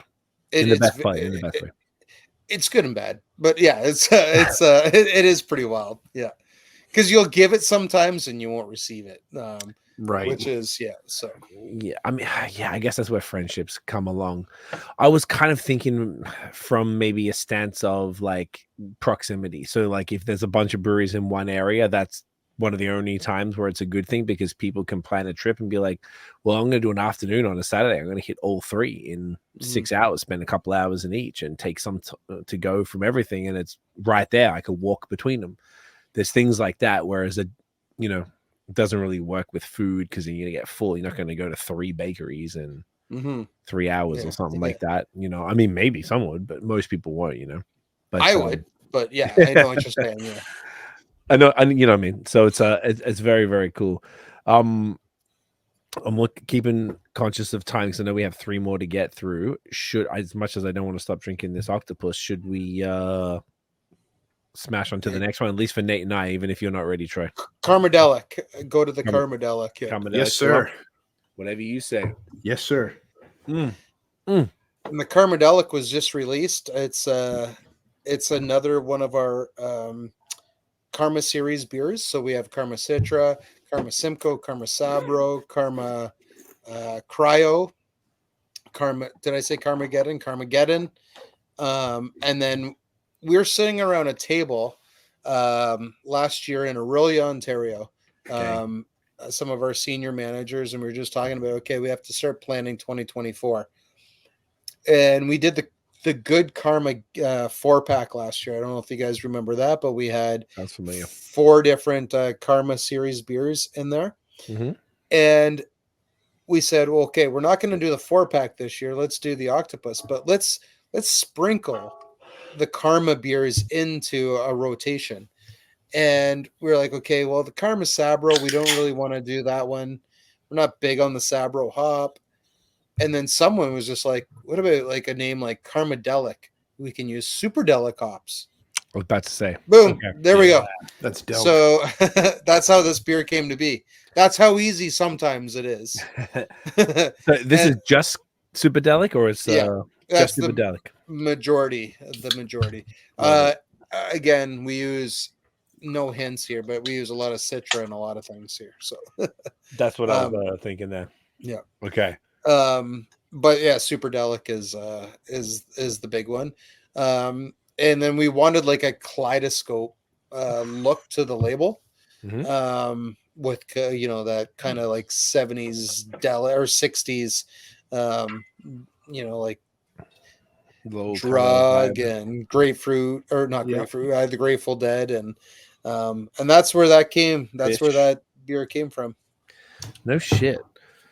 Okay. Now, how would you describe it? Looking at it, it's like opaque, but I don't know if I would necessarily call it a New England. If that's No, that's an American See, style. no, this is absolutely not opaque. I can I can pretty much see through this. Mine is though. Yeah, Oh, okay. Oh, okay. Yours actually looks. You might have looks harder. you to might see have through some than mine. chill haze on yours. Yeah. Thank you, Nate. You know how Oh, you really know what I'm talking about. You have no idea how much you just validated Craig I just now. appreciate you, Troy. I got friendly beef with our good mate Noah Forrest from Beerism in Quebec, who keeps making fun of me when I say chill haze is a thing. I'm like, it's a fucking thing, bro. It is And a thing. Thank you. And he keeps trying to tell me it's not. No, And it's he a makes- thing. I kind of feel like now in hindsight he's trolling me. Because How he's is absolutely Noah? trolling you. I haven't talked to Noah know in a Noah? long time. no, oh yeah, of course you know Noah. Yeah. Bro, Yeah. okay, do you know what's funny? Another little, I totally forgot about this.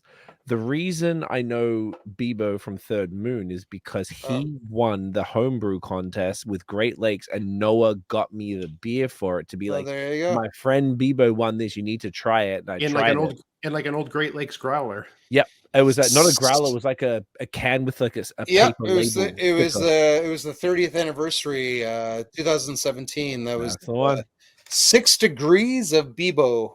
Wow, good fucking memory, Troy. Talking about shitty beers, Third Moon. No, I'm just joking. I like I like to fuck with Bebo because I can't remember. I was talking about him one time. Like Mike Lackey years ago did like a German sauce or Polish sausage beer, and he was like, it was the worst beer ever of all time, everyone. And I said, you know who could make it good? Third Moon.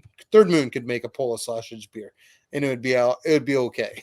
But yeah, Bebo, tune in and go make us a Polish sausage beer. I think he can do it. I love seeing you guys collab, man. That made me very, very happy because I know that would mean a lot to him too. That like, we have a great relationship. You guys are legends, and yeah, like, the whole team came down. Like that big photo of all you guys in the brewery. I was yeah. Fucking, this is amazing. This is, I don't know. I think that's what be's about, you know. Like, do you want to hear a fun story about the last collab we did at Third Moon? Yes, all right. yeah, please. please. So we woke up nice and early. I drove to the brewery in an old Chevy Orlando. That's what the brewery used to have, a Chevy Orlando. Cheers, by the way, boys. Cheers. Chill haze. And we got to fuck Noah. We drove to Milton, and we went out to a breakfast to a diner that was like, it's out like one of these like, oh, you have to go to this diner in Milton. So we had a whole bunch of the Great Lakes team in this little or in this Orlando. We were driving out there, and whenever I go to a collab with Mike Lackey, he always drives, no matter what, he drives there so that I can do some work in the passenger seat. And then I can drive him home because he's had too many beers. But we had a full car. Like we had like 7 people in this car in an 8-seat car. And as we're driving there, I'm like, my car doesn't sound that great. I should take it to the shop when we get back. Well, we get to the breakfast place. We have our breakfast. We get in the car and we're like blocks away from Third Moon. We come to a red light. And all of a sudden it turns green and Lackey hits the gas. Nothing happens. The car didn't die, but it wouldn't move forward. So Lackey puts it in park, puts it back in drive. It won't go anywhere. Puts it in reverse, won't go anywhere. Something just, it broke. So we're in the middle of this busy intersection, and there's a cop that comes and she calls us a tow truck. And I'm like, well, so what are you guys going to do? I got to stay with the car. So they get picked up and they go over to Third Moon. Bebo's waiting for them. And I get in the tow truck and he goes, where do you want to take it? I said, right to the scrapyard. So he took it right to the scrapyard. They picked me up. We went back and we crushed a bunch of beers at Third Moon. So the last collab we did, we rode off a car. Third moon. So Third Moon owes you a car, is what you're trying to tell me. Yes, Bebo and Chris and the crew. Shouts to them, man. You're putting Bebo and Chris on notice right now. On the spot. I was just with them in New York last Friday. They happened to be there as well, which was perfect timing. And salt to the earth dudes. And once again, though, it's just, I think it's like a new brewery like them that's super hyped in that haze world, and then an OG brewery like Great Lakes. And for them, like, they're geeked about, because they're beer nerds, like the three of us. Yeah. They're fucking geeked to work with you guys. And I don't know, something about, like, they worked with Bellwoods too, which I know that they were hyped about. And something about that is so cool, because I feel like maybe a lot of the haze boys and haze girls are not as appreciative maybe of what the legacy of Great Lakes and the things that you're doing. I just looked at Untapped right now at the Karmadelic, which is phenomenal, by the way. The head on all of these beers, bro, is this fucking pillowy gorgeousness. And it's just making me think back to like a lot of the social media campaigns back from like 2017, 2018, like with the GLB lacing was a big thing. I remember. Yeah, fresh GLB lacing. Yeah, exactly. Look at it. And this is fresh. This was 23rd of May. Gorgeous. So 2 weeks or so. And yeah, just seeing, I think, just like as a beer nerd looking back, you know, who's been in Canada, I guess it's early 2011 as far as the beer stuff, like seeing obviously you guys been around for a while. You guys really were very impactful for me personally. And then seeing a newer brewery who might not always want, you know, it's a different vibe what they're doing, but they're as geeked to work with you guys as anyone else. And I just think that is like, that's respectful. And I think it's what is owed to a brewery like Great Lakes. Personally, as an older dude, I like respecting the elders and the people who came before, like the Gen Zs out here don't give a fuck about that. Like in hip hop, you got to give a shit about who came before you. You want to know about that. And I feel like a lot of the younger kids don't always appreciate the elders and understand that. And I think it's just, I mean, not that Chris and Bebo are young, but you know what I'm saying? Like, yeah, no, I 100%. So I'm getting that. Yeah. And in 2017, our 30th anniversary, we made a goal. We said we want to work with the new breweries as much as possible. And Lackey hates the limelight. He really does. But when we do a collab with someone that's like a newer brewery and they're like, oh, okay, so Lackey's involved and he's coming, it means a lot. It does. It means a lot to them. And he gives the time. He gives, like, we did a beer with a brewery, I won't say, and we were trying the beer and the beer wasn't very good, and they're like, well, maybe we'll age it longer. And Lackey's like, straight up, you got to dump this beer, guys. It's your reputation. It's electrical fire. You got to dump it. They didn't dump it. And he straight up said to me, side, we won't do a beer with them again because they don't respect beer the way that we do. Gotcha. But we used to go, we have some of my fondest memories at Great Lakes is we would do like road trips, and we were like, okay, let's go brew with Kyle at half hours on Earth. So let's go brew a beer there. And then we'll go to Square in Goderich. We'll have a couple beers there. Then we'll drive over here and we'll get in the cheapest, grossest motel. We'll stay there for the night just so we can have a story to tell about Fran doing this with her throat so she could talk. And then we go do a couple other collabs the next morning. And he would just give the time of day to anyone. And Bebo won that contest with us, and Mike and Bebo, they became like friends because they both respect beer so much that they had something to talk about. And I think one of the things that works well for Great Lakes is any brewery can come into our brewery and say, like, Beyond the Pale was there a couple weeks ago with like 15 people from their production crew. They don't pay a thing. They come in, we give them as much beer as they want, tour them around, have a great time. Hospitality. Yeah. But then we don't expect it from others, but it's nice when it happens. Yeah.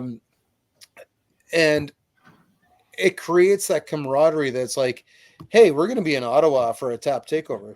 Do you want to do a beer together?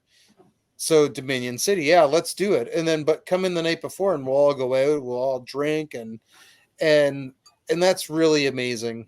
The collaboration piece of this industry is really amazing. Yeah, I love hearing that. I know that Josh and Scott at Dominion are just super generous and just take care of people as well. And I feel just some of the kindest people you'll ever meet in the scene. Easily. Yeah, I know.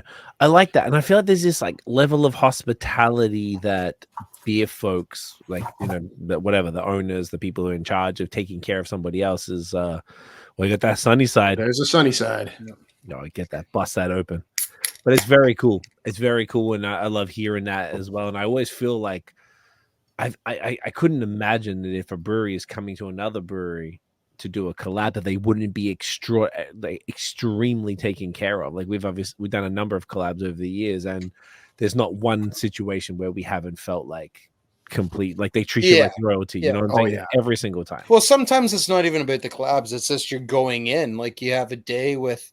So we rent a bus a couple times a year, and we send our staff from.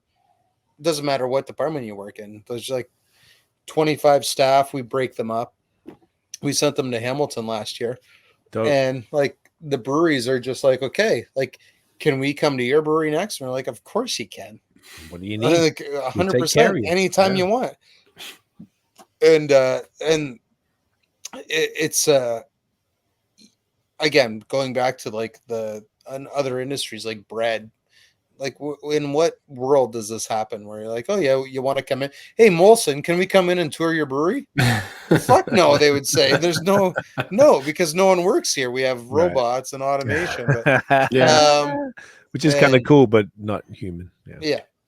So actually, when I say that, we're hoping to get something lined up with Molson so we can go in and look at their facility, and it would be fascinating. And it's funny you say that though, but kind of on that line, like the Guelph beer bus, which we've talked about with Wellington before, where they actually end up looping in Sleeman on that, and it ends up being kind of a cool thing. Well, I don't know who you talked to at Wellington, but Sleeman has played such an integral part in developing all those breweries. Yeah, and so that's that going back to what you're saying is like we've been there in the respect. The Wellingtons of the world, the Guelph breweries of the world, they know how much they owe Sleeman for putting Guelph on the map. They surely do. They're very respectful to them. Also, Sleeman has also said, I don't care how big we are or how much Japan is, the overlords. John Sleeman's still the chair, and he still lives around that area, Laura, I think, or whatever. But they still get involved with the local community. And so same thing. I'll say this day in and day out, and you can see it over I don't know where you're looking from. You can see that book right against my wall. It's Moosehead. Mm-hmm. You got a little red stripe. Moosehead Brewery, oldest independently owned craft brewery, or I say craft, but brewery in Canada. Yes. In North America right now. I believe. I believe that Ligonitis, or they're close, or no, not Ligonitis. Sorry, Yuengling. Yeah. But they're beer drinkers. The family beer drinkers are great people. I will say. Have you seen the true crime podcast? I have, and that's I will say that Richard Olin, he got fucked. Yes, but the son of Dick Olin was not in the beer business. But though that Moosehead convicted, I don't think. No, he got convicted. And he did in the end. And then he got an appeal, and he won on the appeal, and he's out. So who even knows? Yeah. But the Olin story, we went in November. We went in November, Peter and I, to visit Andrew Olin and the crew there. And again, all those photos of the first anything you want. Just amazing. Yeah, anything. I'm sorry. And just great people. People. And we know, as a 37-year-old brewery, to look at a brewery that was established in 1867, and the way they operate is a little different than, but you have to when you're that big. And the things they've done, the things they've done for maritime breweries are, no one talks about that, but they've been very they've helped a lot of the smallest craft breweries in the Maritimes. Let's put it that way. Yeah, that's interesting. I love hearing that. To answer your question, it was Wilma and Karen that we talked to, that we talked to at Wellington, and there was definitely a lot of respect for Sleeman and kind of the impact they've had that they've had on the local scene there.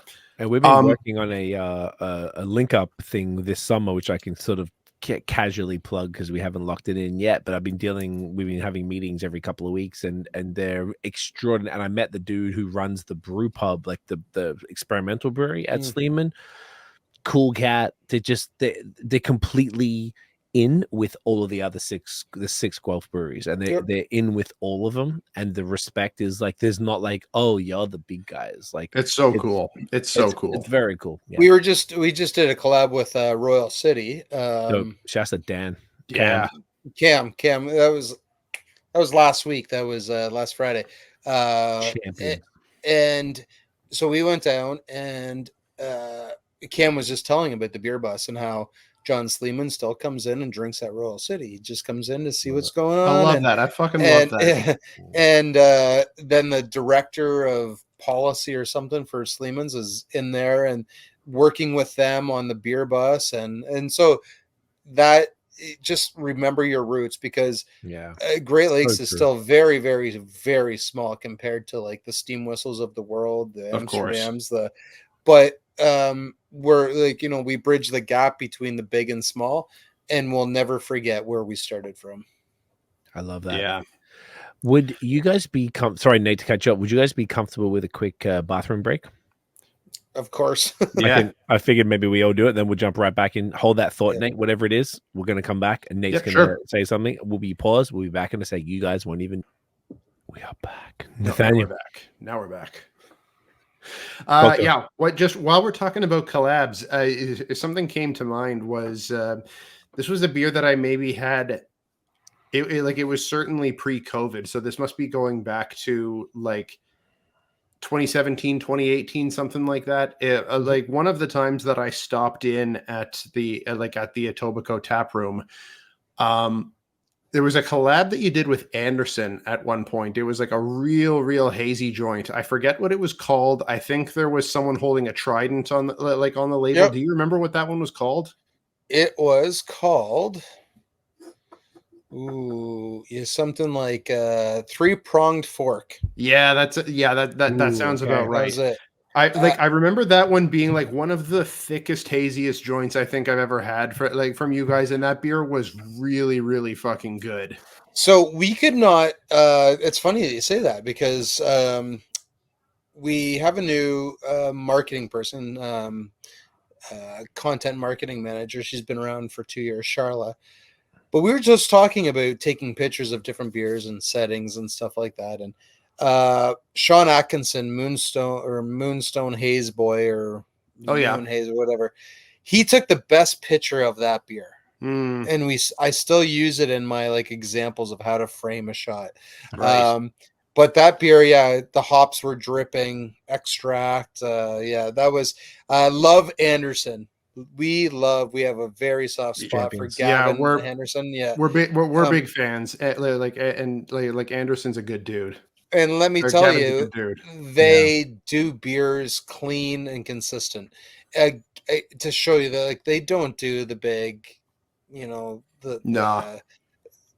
do classic styles classically well. Let's put it that way. Like Anderson IPA. I could drink that one any day of the week, just like Bell's Two Hearted. And we should mention that along all the other ones we mentioned earlier with Octopus, Lone Pine, Headstock. It needs to be in that conversation. Absolutely. So I've always loved Gavin. I've always loved his beers. Champ. My neighbor, I'm pointing like you guys can see, but just beside me, him and his wife moved in about 4 or 5 years ago, and they're like, "Please tell me you're the guy with the Great Lakes car." I said, "Oh, I am." And they're like, "We're into craft beer. We love craft beer." I was like, "Oh, that's great." And he's like, "Oh, I love Great Lakes." So that's great. What's your other favorite brewery? He's like, "Anderson." I'm like, that's a weird answer for someone in Toronto. Yeah. He's like, "I don't know what it is. I just love Anderson." So he gets Anderson, and that's how I get my Anderson hookup. But during COVID, we drank a lot of Anderson. I love their gold. I love their we've done a couple collabs in the past 3 years. We've gone down, they've come up, and we've worked together since that time. Awesome people, awesome brewers, awesome, just awesome. Yeah. I fucking love them. And you know what? I always equate them to kind of like a mini craft or a mini Great Lakes because their beers are good value and they are consistently good. Yes, and I they always are. say they remind us a little of us when we were a little younger. Coming up. I like that. Yeah. I like Yeah. that. It's definitely a sign of respect and like a cool thing. Like, I don't know, consistency is one of the most almost underrated but goddamn important metrics of a great craft brewery, and particularly in this once again in this economy when the one-offs are great and everything, but if you can't be consistent with your flagships and the things that you're pumping out like on a larger scale, then you've got a bit more of a problem. So it's there used to be a brewery in this province. Again, I'm not going to say who, and of the older generation of people that came up and were writing about beer in the early 2000s, they'll know who it is. But they used to say their beer is inconsistently delicious, and like, don't use that fuking line. Like, don't use it. Do not that's use awful. it. That's awful. Who would say that? That's crazy. Well, it's it doesn't take long to figure out who it is when you but we're like, please, to Peter, I was saying to Peter one time, he was like, well, from one batch to another. I was like, no, that's not what you want. No. No, like that's kind of, is that brewery? Yeah, obviously I'm not trying to get what it is, you can tell us off air, but are they still around? Yes, they are. Yeah. Inconsistent. I'll tell you a story about a brewery who's not around anymore that used to say, we were at in San Francisco at the Craft Brewers Conference 2000 and I'm going to say it was either 10 or 11. I think it was 11. And there wasn't that many Canadian breweries there then, maybe 50. Most of them were from BC and Quebec. Okay. But we were sitting around this table and there was a guy there, Mike Arnold from Trafalgar Brewery, no longer, rest in peace. He's not, but the brewery is rest in peace.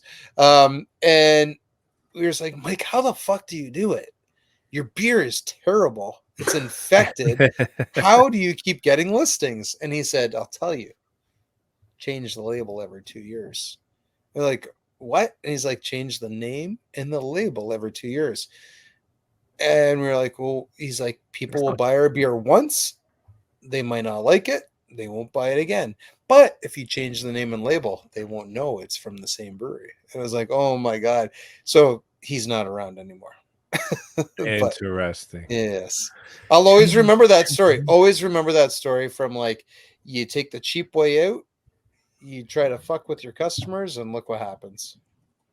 Interesting. I mean, that's like gross, I guess, and manipulative and whack as fuck. And I'm happy to hear that someone who is participating in those practices is not around in beer anymore to fuck up the game. It's just, there's no room for that. So it was like a different game back then. I'm not giving it was a long time ago. I'm not giving them like a door to open to get out of it, but at the same time, totally. It was a totally different market back then. And but just the balls to say, this is what we do in front of other breweries, in front of all these other breweries. We were drinking Stone. We were drinking Stone Arrogant Bastard out of bottles. He's like, this IPA craze will not catch on. And we're like, oh, how wrong are you? I will tell you, there was a lot of people back in the 2009, 8, 9, 10s, 11s saying IPAs, like big IPAs, were not going to be a thing in Ontario. A lot of people. I believe it. Of course there were. Yeah, of course there were. Interesting. Yeah, like, you know what? I guess I was like in my own world just discovering beer, so I was zero connection to the actual industry. So I had no I didn't have these type of conversations. But even back then, with my personal interest, I would have been like, "You're crazy. This is fascinating. This like flavor profile." Like back in 2011 when I did the selfie thing, you're working your way through the color wheel, of course. You start with the domestic lagers, then you go to European, and then ambers and nut browns and porters and stouts, and then you go into maybe the Belgians. And then there's all of this IPA thing. You're like, what the fuck is this? It's completely different to everything else. So it's like, oh, this is weird at first. And then after a while, you're like, oh, I really like this. Mm-hmm. Why wouldn't it take off when you've got this whole, like gamut of flavors? That's so short-sighted, I guess. But maybe some people said Haze wouldn't take off either, or the Haze is gonna die. I'm like, we were one of those. I'll happily admit that. We did not want with the Haze. Boris at Hungry Brew Hops kept saying, when are we gonna do one? We said, listen, we're not into that. Let the other breweries do it. Yeah, we're not into it. And then it was just like one day we're like, okay, we're gonna pick a brand and we're just gonna try it. And then it became a thing, and then it became a thing, and it became a thing. We went down to Trillium and met with not JC and Esther, but we met with some people from Trillium, and I wasn't there, but our brewers went down, and then they went to Treehouse, and they went to that was right before, like 2 weeks before COVID. Gotcha. Hit. 2020. It was like February 2020. They got back, and then the world shut down. But they went there just to learn more. Again, we didn't want to do things half-assed and just like, oh, hey, let's throw some London Fog, let's throw some flour in here, let's just do it right. And so they went to the masters of it, and to this day, like JC and Esther are amazing people at Trillium, and you can send them a message and they're gonna say, hey, your beer, like they came here for the Craft Brewers Conference in Niagara last year, and they hung out with Bellwoods for a while back here in Toronto, but they took the time just to talk to anyone about, like, oh, so you have a problem with haze consistency, so maybe this could be the thing. And anyway, we were one of those breweries that said, like, we don't know if this is going to be an actual thing, let's just keep doing our American style, West Coast style. And then we had to adapt, but but as the Germans say, the American styles still sell better than the East Coast styles for us. For you guys, interesting. Yeah. Like by far and away. By far, huh? I imagine. Wow. Okay. Is that an LCBO answer or a an in-person, like a brew pub answer? Across the board. Across the board. Interesting. When we opened the brew pub, Haze Mama was the number one selling beer. Like number one, it was beating lager. Wow. But our beer sales weren't that great. So once we started to sell more beer, it became lager, and then Canuck, and then the one-offs like Absacker and stuff. Yeah. Is that the case with RoboHop as well? As in, well, just because I've noticed that like RoboHop, the New England version, the New England version has completely overtaken the OG. So there was one year where we didn't have some particularly great sales of the OG, like the West Coast double IPA or Imperial IPA, we would call it then. And we decided, you know what, let's try the double New England version. And it sold way faster, way faster. Then we had people saying, well, why don't you just bring back the original, like here and there? So we did it for the retail store. But COVID couldn't really give us the best answer because we were selling much product. We were selling so much product. Good point. I still think to this day, we killed it this year. We didn't even do it this year. We did Karmageddon instead. So a double version. Karmageddon was really good. Karmageddon was really good. It sold faster than RoboHop this year. Oh, go figure. So, to go back to the Trafalgar method, instead of changing names and graphics, we sometimes say, okay, well, RoboHop's ran for like 8 years. Let's just try Karmageddon because it's picked up steam at our tap room, home delivery, and licensee. Let's just see what happens. And we'll do RoboHop, but we'll do it for the retail store only. And sometimes from a marketing and sales perspective, that's the best thing you can do. You can take a brand off the market for a while and make people want it again. Make people go, oh, do you remember that beer that we had, like Audrey Hepburn? Do you remember that Belgian IPA? It was so good, but they haven't done it in like 5 years. Oh, we're going to do it this year. People will buy it fast. Yeah. So, Hold back a bit. I asked that. I asked that question as someone who's longing for the for the OG RoboHop, and was like, "Ah, fuck, I can't get it." but if you really like the RoboHop, the Carmageddon would have and it did. It scratched that itch for sure. It did. This is glorious. Absolutely. No. But no, this is Karmadelic. He's talking about Carmageddon.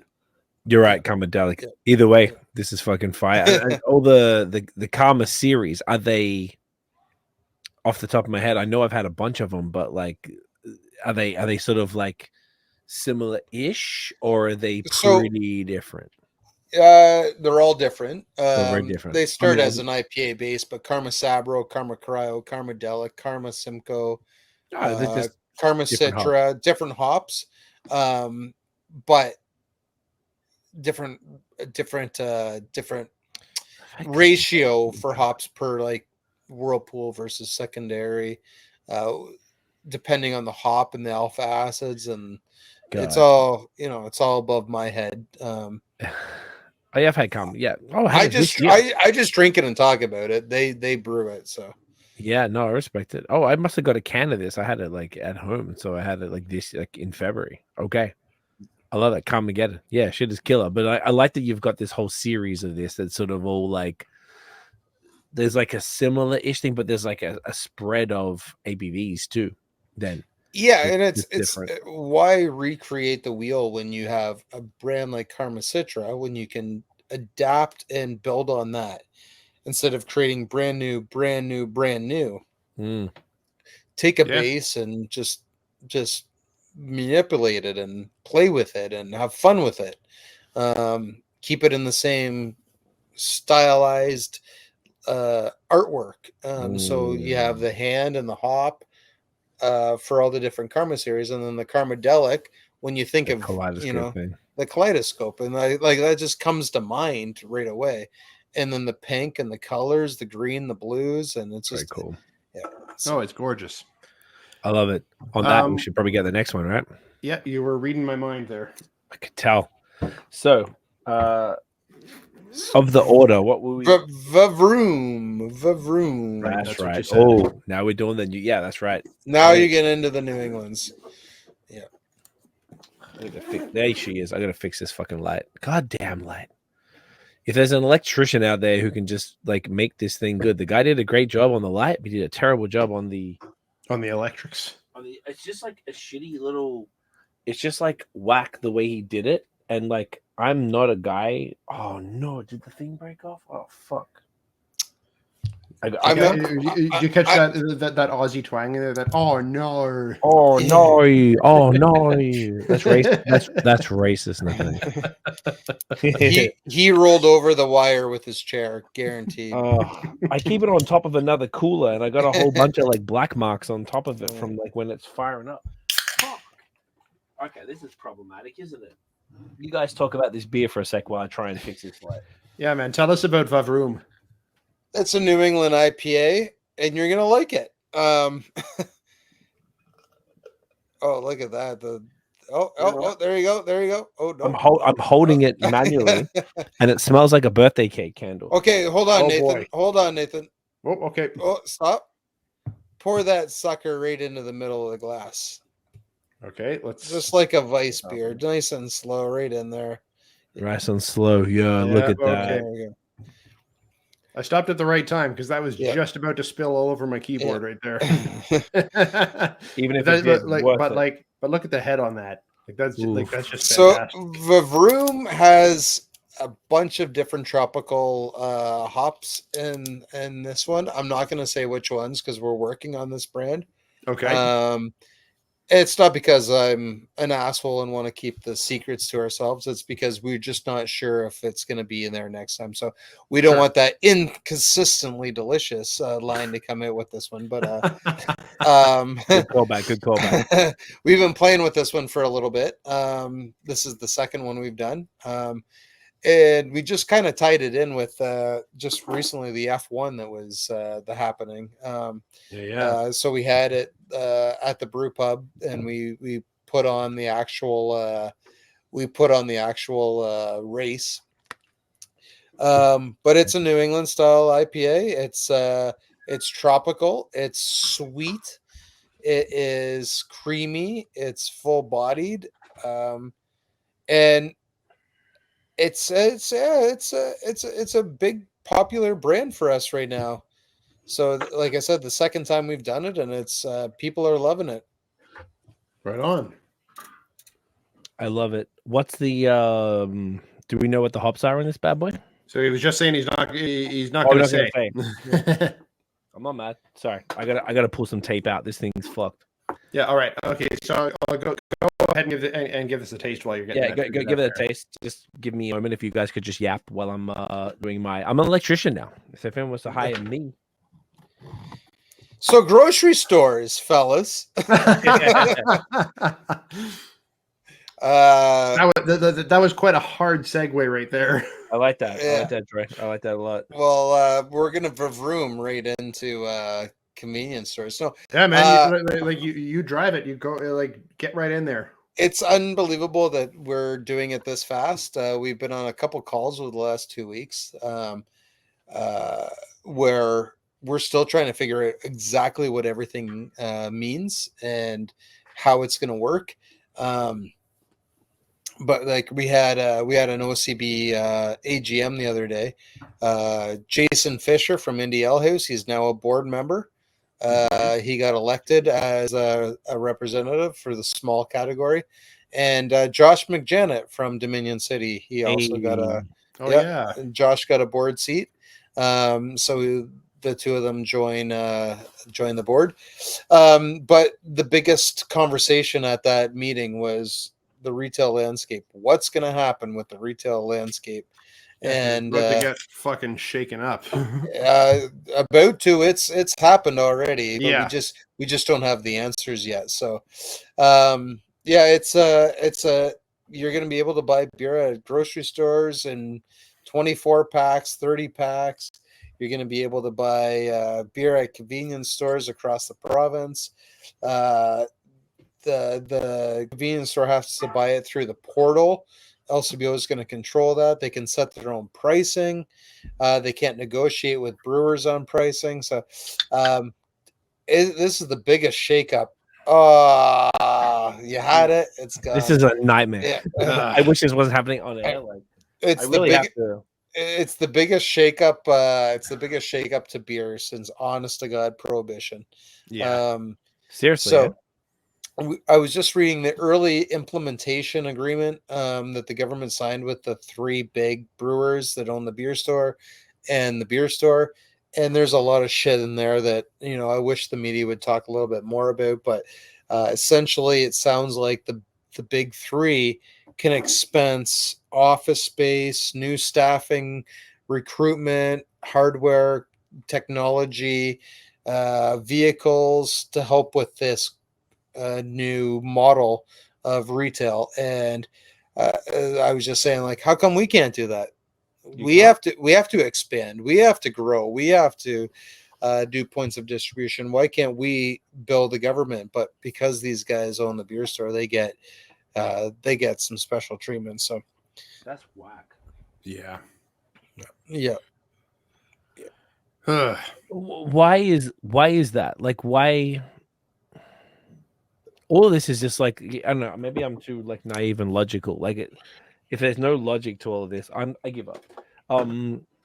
Logic suggests that this is ridiculous. Like, why shouldn't this have been like I guess they sold it off at some point, and now they're letting these big companies get all the benefits. And yeah, there's no rhyme or reason, to be honest. It's just historical. They have the Ontario recycling deposit return system. Mm-hmm. So they have to protect that, the government. But that being said, we're focused on just getting our brand out there. Yeah. Right. Again, we don't know, like, points of distribution going from 450 grocery stores to potentially 8,000 new points of distribution.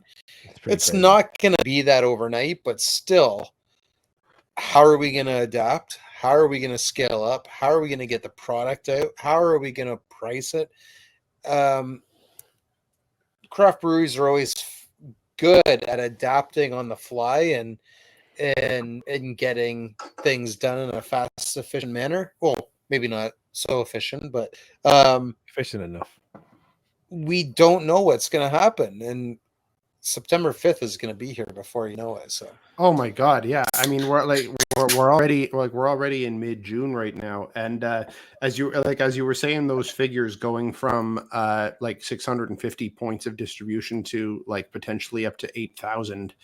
We're going to talk about what you're drinking in a second, but like we were talking to Aiden from Henderson like a month or so back, and he brought up a very good point of like, you know, you open up these distribution points from like 600 to 8,000 or whatnot, but like the number of beer drinkers in the province does not increase with with equal proportion.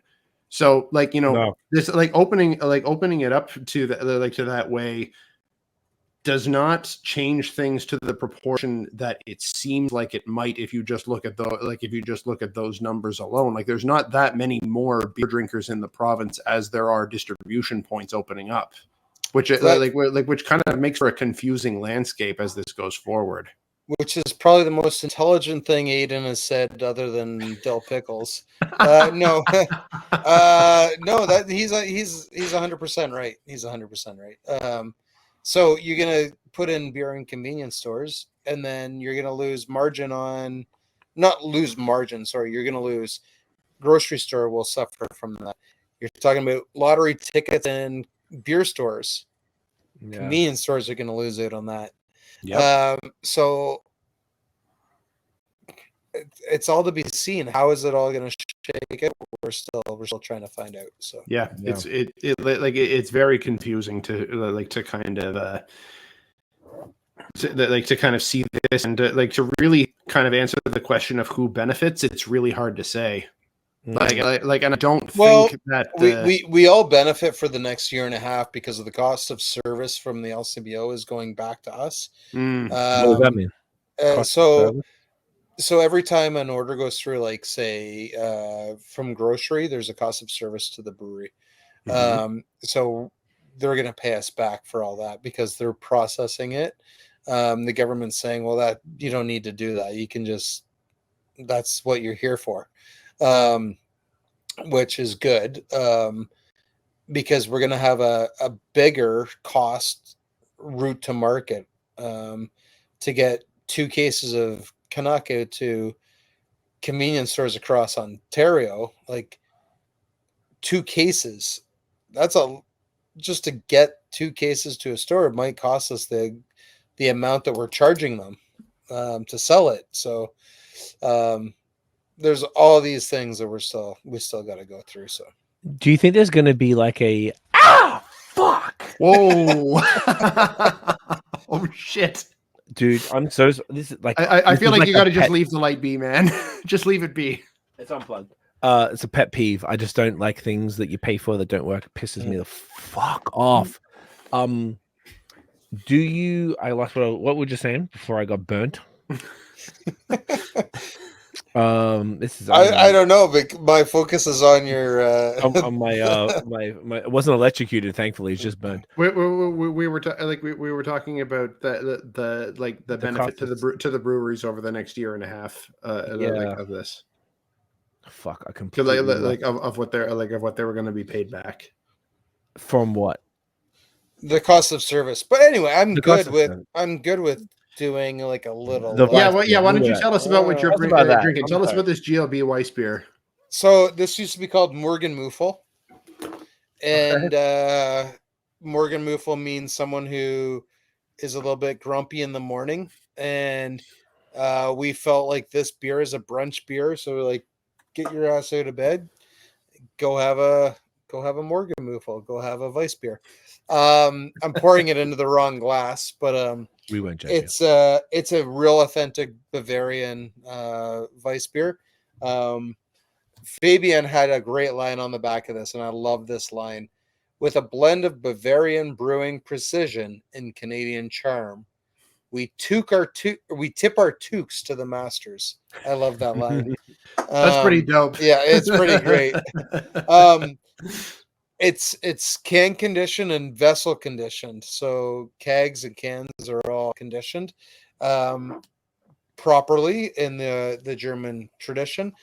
And banana and clove. It's the best Weiss beer in Ontario right now. 100% in my opinion. Not even in my opinion. Not even from a Grey Lakes perspective, but in a beer perspective. I've tried a lot of different Weiss beers over the years. Michael Hancock's made a great Weiss beer.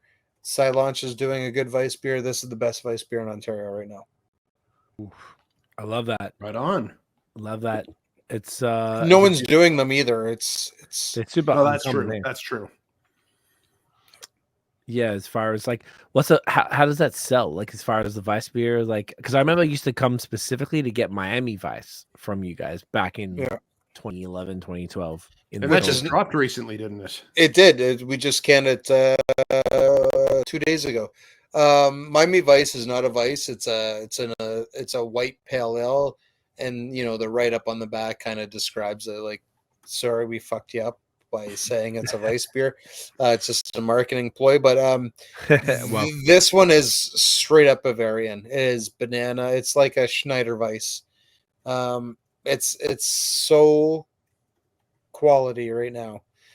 Matt Bod, Mike Lackey, Nick Perry, Moses, they've done such an amazing job on this beer that I would actually put it up blind taste test with a Schneider Weiss and a Weinsteffen right now to say who has the best one.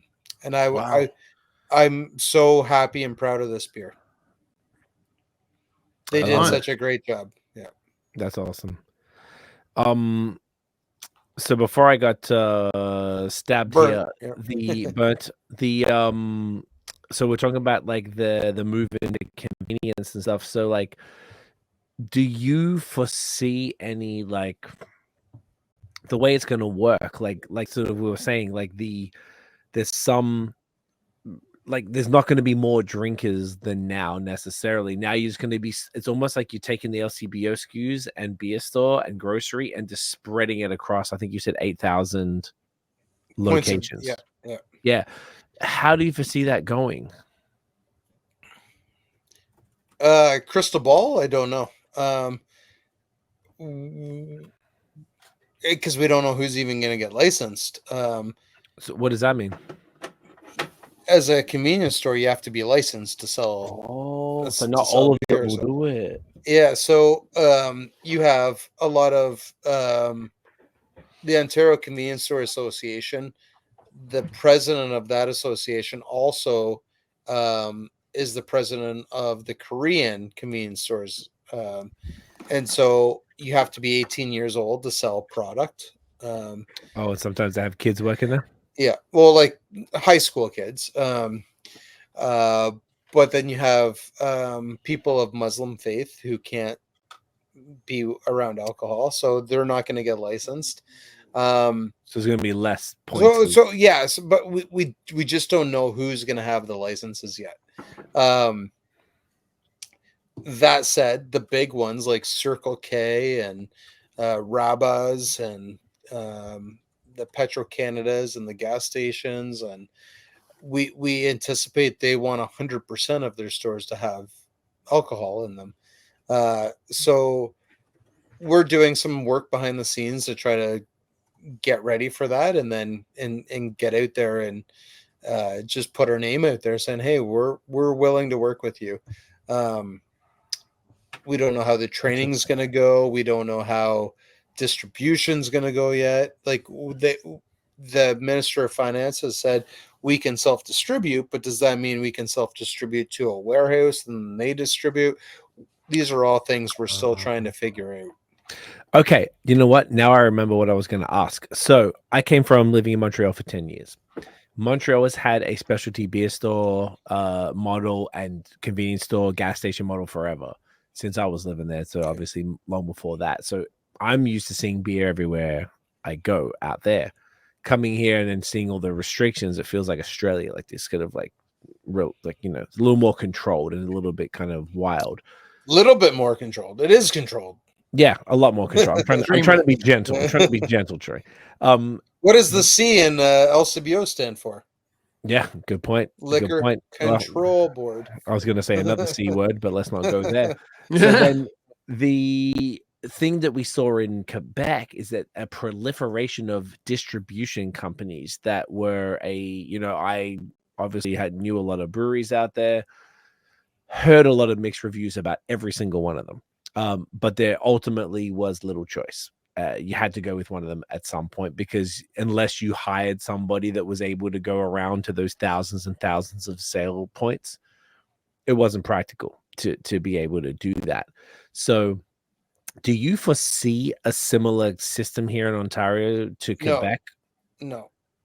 I don't think the government will allow distribution companies and or agents to represent brands across the province in these stores, because the stores can't negotiate with the producer, the manufacturer. Has to go through the LCBO portal. So explain that a little more. So you are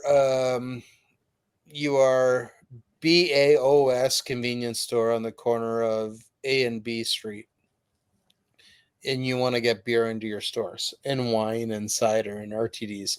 You get your license. You can't reach out to brewery XYZ and say, sell me this beer at $10 a case and I'm going to sell it for 20.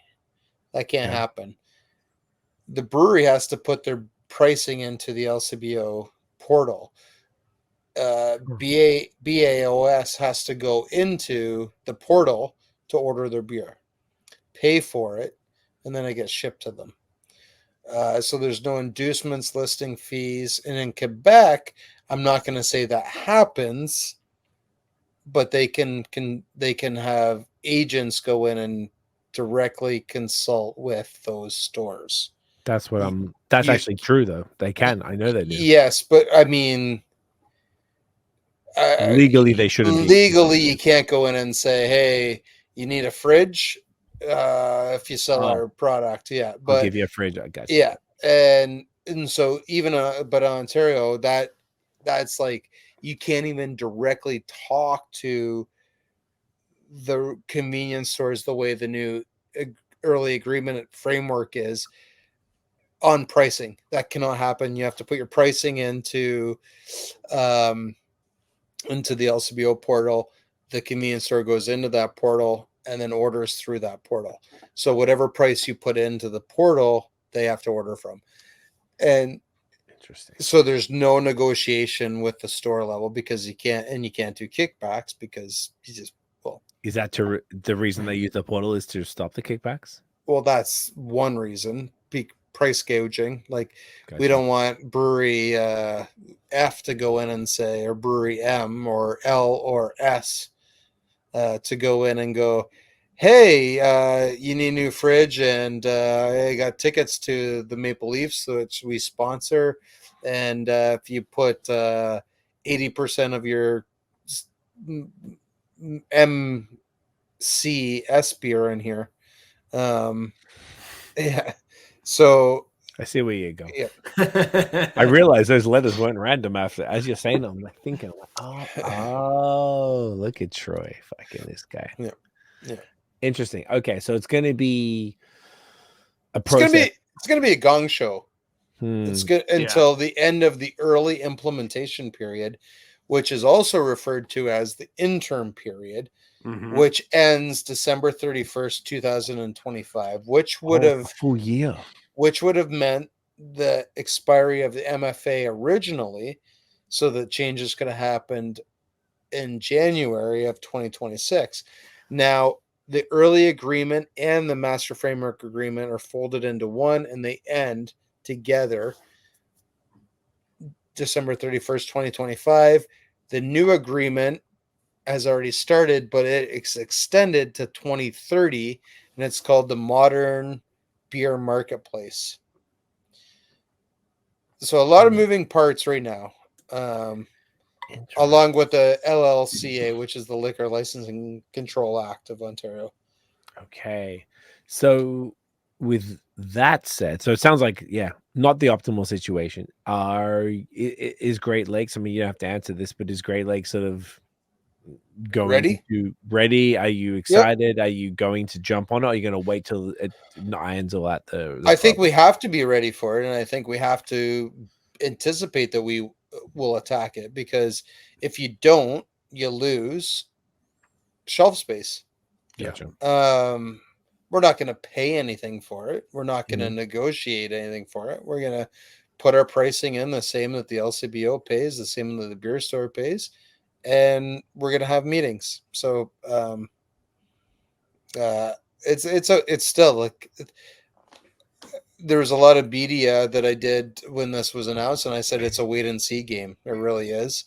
Right. I think that it's a good thing for the province that they're opening up retail.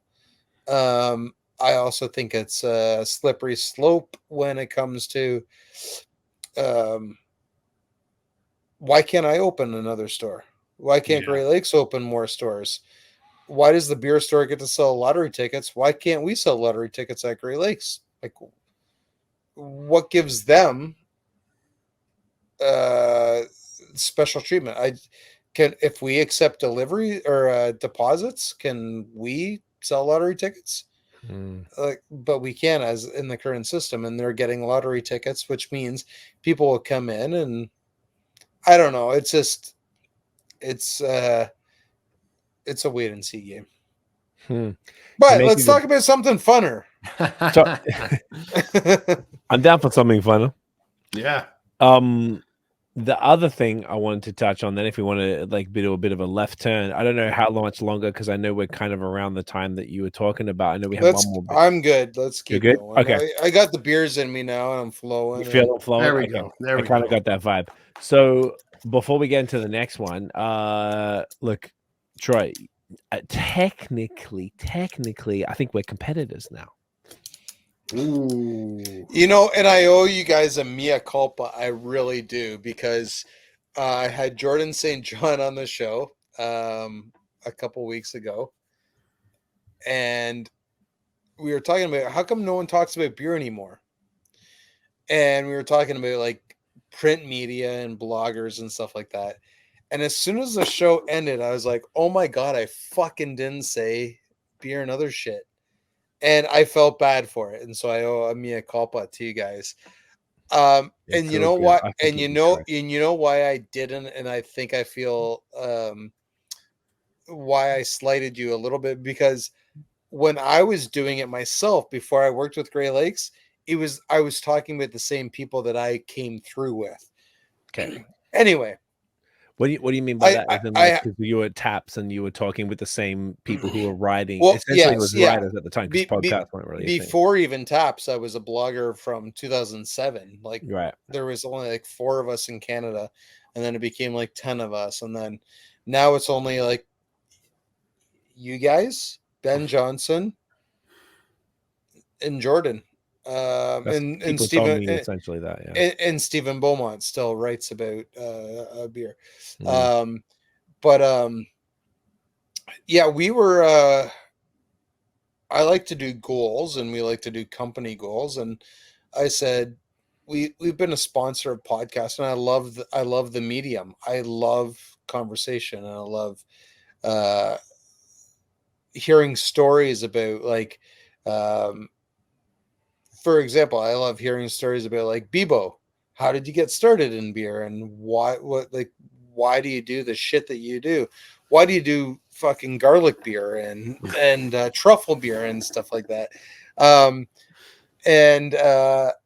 So I just said, why don't we do our own thing? We have a lot of staff around the brewery that can tell interesting stories, and I've been in this industry a long time, where why not just get some people that I've known the stories, and like, let's just talk about it. And that's how Between Two Fermenters came to be. We did a video it wasn't a podcast, but we did a video I remember. series years ago. Yeah. Yeah. Where we tried to be a little funny. We had Like the Zach Galifianakis vibe. Yeah, exactly. Yeah. And when we came to the podcast, we were trying to think of names, and I said, no, we don't. No, we have a name. It's Between Two Fermenters. It's already there, and we can do this. And the ratings. The ratings. Is that what you guys say in podcasting? Stream the audience, the downloads have been very good. It's been very, very good. And the last one that I did with Scott Simmons, the president of the Ontario Craft Brewers, after the announcement came of the convenience stores, was the best one so far. It's been dope. It's been very, very well received.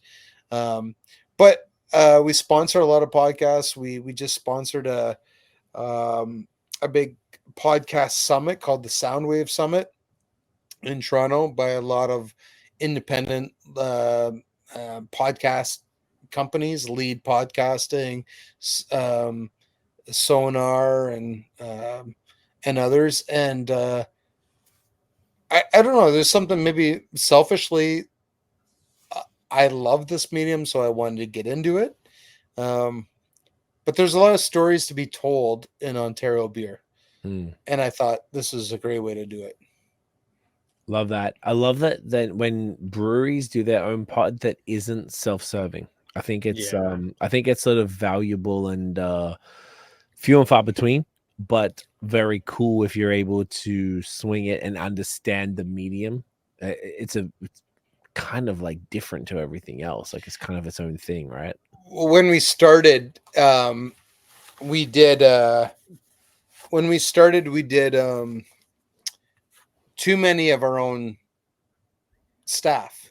Gotcha. We did like the first 4 episodes. We had Mike Lackey, Peter Bullitt, Nick Densmore, Jeremy Boyd was on there, Fabian and Charla. And then I said, well, we should spread this out because we were new to it. We didn't know what to. You got to figure it out, right? And then we had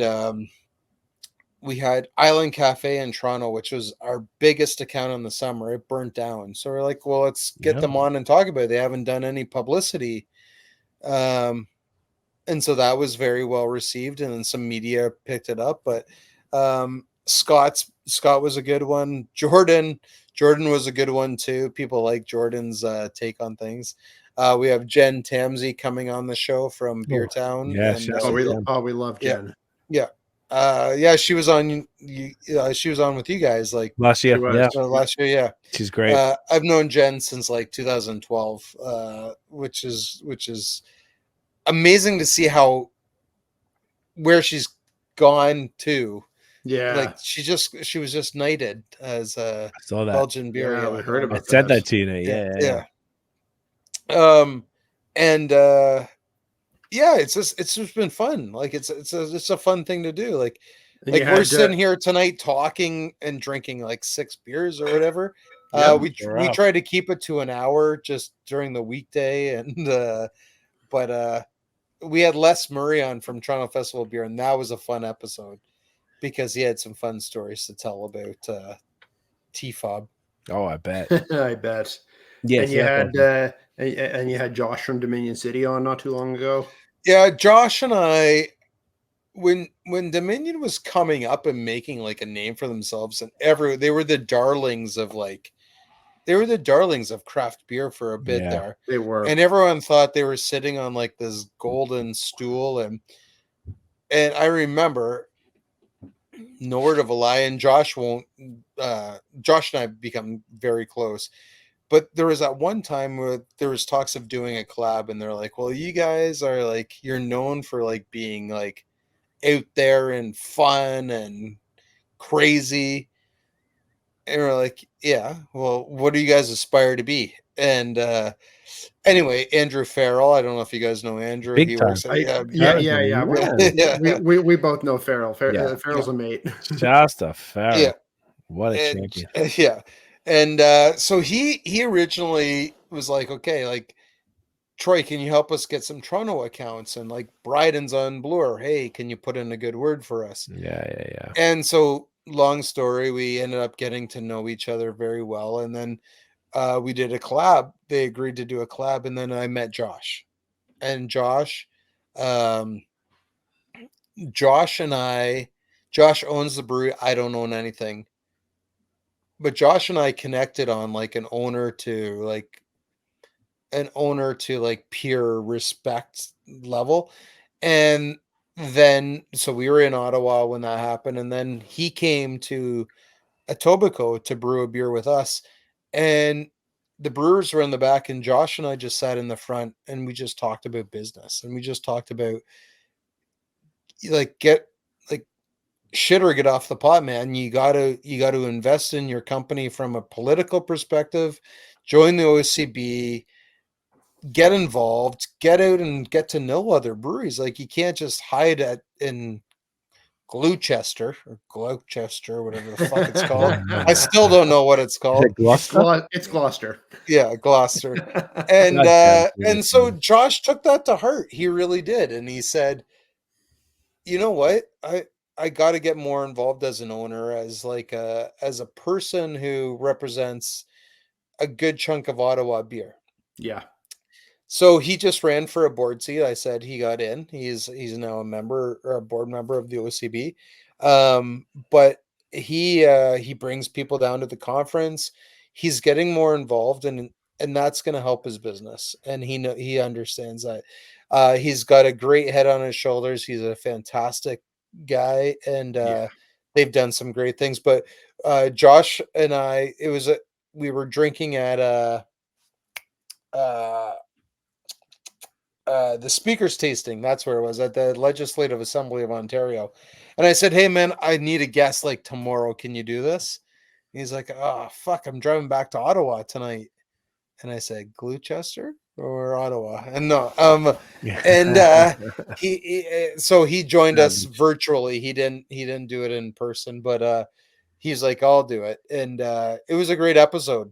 I hope you tuned in, but it was just a fun, we just talked shit. It was just two guys talking about the beer industry, and it was good. That's dope, man. Oh, that's super great. Yeah, it's cool. You got a cool perspective, and like because you're the face of the brand, it's cool that you're able to do things like that. Just talk to your friends in the industry and be authentic and just real and transparent and honest about everything. And I feel like that's engaging. That's what people want to hear. If you're going to listen to a podcast about beer, particularly Ontario beer, which is like, fuck man, it's so niche, it's so crazy niche. Like even everything that we're doing, the fact that it's a podcast about beer for 9 years to me always comes back. I was like, who cares about it? But obviously people do. Like they're really, the people who care really care. And it's great that you guys are adding to that, because there's hardly any of us left. People were telling me at the CBAs the other week, they were like, is you, and people specifically said multiple times, it's you and Jordan St. John. That's it. I was like, huh, okay, interesting. I hadn't thought about it. We don't think about it. We just do our shit and keep moving. We don't think about anything else, man. We've just been doing this forever. Like me and Nate, we just book the stuff and we do it and blah, blah, blah. Because you do it because it's fun. You do it because you like it. You do it because you want to do it. That's it. And that's where it's boring. We'll stop. Well, that's where success comes from. It's not about like chasing dollars. It's not about money and beer. No, and that's where Jordan comes from. Like, you can ask Jordan a question about what brewery closed down last month. He's going to tell you. He's going to know exactly. He's going to know exactly. It's a pretty cool list. Jordan and I worked on that list together. And he shared it with the OCB, and we've gone through that list, and it's the most comprehensive list we can think of in Ontario beer history that we have an actual working. But you need a diamond in the rough like Jordan, that he can pull together a couple different jobs, because you can't do that for a living, to make a living. Yeah, totally. And it's a different thing, because when I came into this, I didn't know I didn't know beer writers existed. I didn't know. Me and my friend Scott, we just did this shit.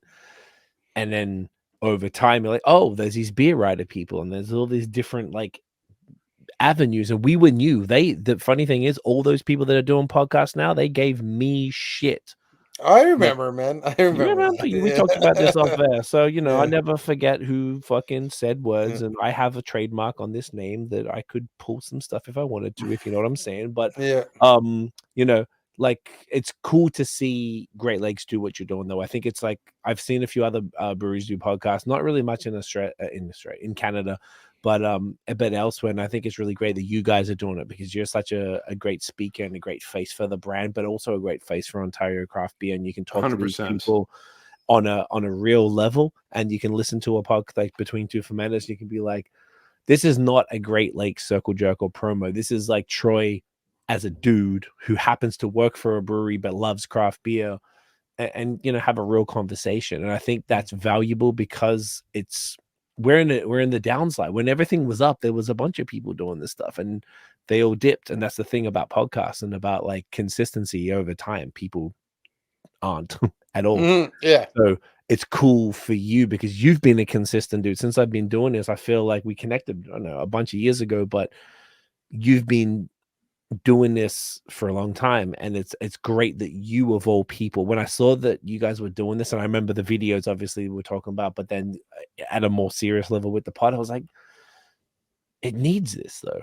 It's like, just like, if a brewery opened next door, like, it's great because it means there's a thing that you can do. It's the same with the pod. Like, you need different perspectives and stuff to listen to, and to hear the way you talk to the same people that me and Nate talk to. Like, it'll be a different conversation, and it's absolutely worth listening to hear you talk to Josh, to hear Nate and I talk to Josh. It's very different, and I think that's just, I was just very genuinely, truly happy to hear that, man. Thank you. Yeah, and I 100% know what you're saying, because when I had Josh on, the conversation was more about the conversations we had off air, and then, like, let's talk about them on air. Yeah. Let's talk some shit a little bit about, like, the challenges you're going through, because he was at Great Lakes going like, fuck, I'm at a low point in my life. Like, not a life, low point in my business life. Like, and then we talked, and like, if you listen to the podcast, he'll actually say it, like, just having a conversation with someone else who's been through it made me appreciate that I need to pull my socks up. Right. And that's what you deliver. Yeah. And then he talked to Peter Bullitt. They sat down and they just talked, they just man on man talk industry shit. And it wasn't on the podcast, obviously. It was just, but Josh came away going, I'm reinvigorated. I'm invigorated to do something. We got him to sign up for the OCB, and now he's a fucking board member. So it's just, he is a guy that can make positive change in this industry. And he's nowhere close to being done to making some big change. And someone like, I need to get Cass Enright and Stephen Beaumont on again. People will be like, oh, you're talking to like the older group that's been around for many years. But these people, these individuals have seen beer change dramatically over the years, and the business change. So we're going to talk to people that are old school. We're going to talk to people that are just coming up to it. We're going to talk to Peter's kids and say, shit, you hardly drink beer, right? Like, you're just brand new. Like, what do you see this company turning into? So we're not too concerned about like numbers and demo and target audience and stuff. It's like, let's just have a conversation, because I love just recording oral history of what's happening in beer. So I love that. I think that's really important. I think that's really what it's got to be, is recording that history. On that, should we crack that last one? Can I suggest, like, unless I'm the only one who used to go, no, I'm gagging. Bathroom break. Yeah, let's take a bathroom break and then crack the last beer and bring it home. I didn't want to say it. I'm gonna have to go up and get one more. Like, well, that's perfect, because you guys are fucked. Because I told my wife, I'm like, I'll be in bed soon, and she's like, no, you won't. She's like, no, you won't. You'll have a couple beers. Yeah, seen you. Yeah, all right, we're back, and we're back. And Troy, what do you got, brother? Absaka. I'm gonna put that close to your face, other side. Oh, yeah, there we go. There you go. Oh, oh, Oh, oh, oh, back to your face. yeah. Oh, And hang that's on. what- There we Hella. are. Love Ellis it. Lager. Troy's on his crispy vibe. Yes. And we are in the opposite direction. We're going the opposite. We're going Haze Mama right here. Haze Mama. It's another little freshie. Yep. May. Oof. Tell us about your one while we're cracking else. Absacker. It's a beer that we brewed in collaboration with the brewery Rittmeyer. It's located in Hollendorf, Franconia, Germany. They established their brewery. Get this. So we're 1987. Oh, look at you guys with your bulb glasses. We did not coordinate this. I swear to God. We did not. So we're 37 years old. We're one of the oldest Canadian independently owned craft breweries. We brewed this beer in conjunction with the Rittmeyer Brewery from 1622. Jesus Christ. Sorry, 1422. Holy shit. 1422. You were off by only 200 years. Yes. So they actually came to the brewery and walked our brewers through how to do a proper Helles. Then our brewers just spent in 2023 4 weeks in Germany learning from these guys on how to do wheat beers, how to do lagers, and Absacker is, it means nightcap. So what a great. Oh, I'm sorry, I'm terrible with it's okay. Put it in front of your face. That's the way. There she goes. Absacker means nightcap. Okay. It means nightcap, and it's like originally in Germany they would say it's one for the road. But in Ontario, we can't say one for the road, and we don't drink on the road. Come on, it's the nightcap. It's the last beer you have before you go to bed. I love that. That's beautiful. This is what I'm doing tonight. So Nate and I have Haze Mama. It's a 7% New England IPA. I've had this before, obviously, but do you know the hops in this one that you can disclose? Lots of them. No, there's some Citra in there. There's some there's Amarillo. There are some new age hops in there. Okay. And you're gonna get on this one like papaya, mango, really tropical, juicy pineapple-y notes in there. When we first did this beer, it was called Voodoo Haze Mama. Obviously, we couldn't go to market with the name Voodoo Haze Mama because of Voodoo Ranger. Mm-hmm.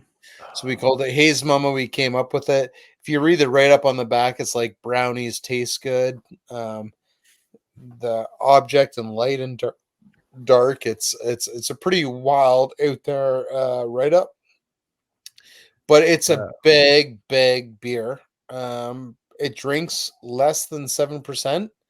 But if you have two of them, you're gonna feel all that 7%. Oh, no question. Yeah, this is a slapper. And this is like LCBO too, right? LCBO, we had it in the beer store for a little bit just to see how it would do. It's in a grocery store. It does well in the grocery store in LCBO. Okay. Now, this is probably the strongest beer we've had tonight, right? As far as Yep, I think so. Yeah. Is this a little bit of a God damn it, I had it for a bit. Is this like an outlier in the Great Lakes portfolio? As far as the ABV and stuff? Yeah, we wanted one New England beer that was like an American style. Like you go into an American bar and it's like 7% for their IPAs. So we wanted to keep Octopus around that 6.2 mark, and then we wanted Haze Mama to be like, you want a New England beer, an IPA. This is the nightcap. This is the one that you're gonna have 2 or 3 of, and then pass out. No, but we just wanted a really good American style New England IPA. Yeah. When you say American style, what do you mean American style New England? Like when you go to America and you get a New England style beer, 7%. Gotcha. Yeah. Yeah, here it's a little I guess it depends which brewery you go to. it's very different as far as like there's some breweries that do 6.5 for New England. Some people have New England Pale Ales, I guess, as well. It's sort of Well, all over the so market. so do we. We have a new like Burst is New England Pale Ale, it's Yeah, 4.5%. It's like a mini Haze Mama. perfect. What's Thrust? Thrust is 6.5. 6.5. Okay, so Yeah, it's like that yeah, money zone. yeah, Between 6 and 7, personally, yeah. is like my personal favorite for like the New England because you get enough of the body without going all the way to 8%, but you can drink a couple of them without being too lit. And for some reason, Thrust doesn't feel that big. It drinks a lot lighter. So does Right. Haze Mama, but Haze Mama is a little bit more like fuller bodied. It's just like Yeah. it's a bigger, it's a little Mm, sweeter. I can see that. um, Yeah, it's definitely bigger and bolder than I remembered. Yeah. And it's a solid beer. It's only 360 too at the LCBO. Damn, Yeah, bargain. every day. Yeah. Yeah, I think that's one of the key things though, because it's like Great Lakes are introducing people to great beer and to styles maybe they're not familiar with for a price that's not going to break the bank, so that they can at least get into the game and just be like, all right, this is what this is about, Yeah. and not it's not too At scary. one at a price that is comfortable enough for the LCBO craft beer shopper. There you go. And at 360, we feel that's too much too. Like Oh, really? What do you think this should be at if all things considered? You know, yeah. I always look at like a Starbucks. You walk in and you grab a coffee. It's $3 or 310 or whatever. Like that's kind of like so you have a coffee a day. How many coffees do you guys have a day? Like I one have or one a two? day, but I do a Yeah. latte, a large Yeah. latte, and I don't go to Starbucks because I'm fancy, so I'm only go Yeah. to independent third wave cafes And because you that's have a just where latte, so it's $5 it let's say depends because I $5. get the large, the 16 ounce, so they charge you a little bit more. So anywhere between 5 and 7, depending on the place. So you're paying $25 a week. You're paying $100 a month and a coffee, right? But About that you'll gladly spend that a week in a case of beer. easily. For Yeah. sure. More, way So more, way yeah. more. On So beer, way more than coffee. Yeah, yeah. we used to joke and say like, okay, an avocado is $3. Mhm. Would you pay more for an avocado or more for one beer? And so it's like, do you want one beer? Or do you want like four beers for $8? Like when you do the grocery, like you can buy four for 8 or you can buy one for 4 or whatever. Gotcha. Um so we like to keep it on the economical side of things where it's like, okay, like just buy this beer for 360 or you could buy two of them for like $7 or whatever or 7 or under $8 or you can buy one Toronto based brewery sour for $7 a can.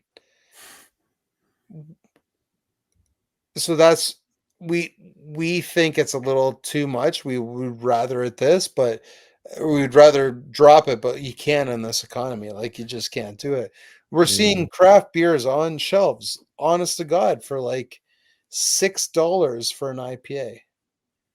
I'm And paying way more than that. Oh yeah. that that helps us because then right beside that $6 is a 360. But they're like, Right. why is this so cheap? Is there something wrong? Is this a discount brand? And and so there's pros and cons to the pricing model. Mm. Hmm. I never thought of it like that as far as side by side. I also feel like it's like, how do I say it? Like, there's the LCBO, and I feel like a lot of the breweries that maybe have a higher I know who you're talking about with the sour. Like the breweries that maybe have a higher price point typically aren't in the LCBO except for very few. And the other ones are in like independent bottle shops or directly to, direct Yeah, from the yeah, brewery. And I guess it depends on it's from what Nate and I have been told by the breweries, it really comes down to like volume and then the ingredients. So like potentially if you're able to sell something like this at, you said 360? 360, yeah. 360, 7% IPA, juicy, big, bold, beautiful. it could be the volume that you're doing it at that the smaller breweries aren't able to compete with, and then the amount of dry hops. I don't know what those numbers are. That's something that I'm a little out of the thing with. But like if you like, X amount of grams per liter and blah blah blah in one, and then versus the other, and then if you're using New Zealand hops and that are like crazy expensive. Someone was telling us recently, Nate, weren't they? Like as far as like, or maybe it wasn't even on the pod. Someone was telling me say Nelson. What's the most expensive hop? Rawaka. Rawaka. Yeah, it's When tell us on the pod. It was someone on the pod. But Nick from Slake was just was just telling us that because Rawaka is so hard to grow that's why it's like the most expensive. It's like $27 a pound, but then Citra even Nelson, which is like the next most expensive, might be like 17 or something like that. Right. So like Rawaka's like up there, and then everything else is like in the teens or whatever. So if you look at that, so there's different like economies of scale. At the end of the day, that's really what it is. And if Great Lakes are able to produce a high quality product at a volume that they can sell at that price, it's not a discount beer by any means. It's different scale. That's 100%. But the perception for the consumer. Yeah, those are nuances that the average LCBO consumer can't possibly fathom. Right, and that's part of the education maybe from Great Lakes side, is to be like, hey, if you see another, hazy IPA for double the price, it doesn't mean ours is half as good. It just means that we're able to do it better at a better price because of our scale or because of X, whatever the other reasons are. So that it sounds like there's yeah. How do you? That's kind of like a kind of interesting question. How does one, spread that gospel and let the average consumer know? I don't even think it's an LCBO consumer though. No, it's not. We arm our staff, all of them, with the information that they can go out and then talk about it. Yeah, gotcha. So it's like, hey, Lee's gonna go sell a keg of Sultana Solero in Hamilton. Mm-hmm. The first question someone might ask, oh, what kind of hops do you have in it? He's gonna know. What's the price per ounce? He's gonna know.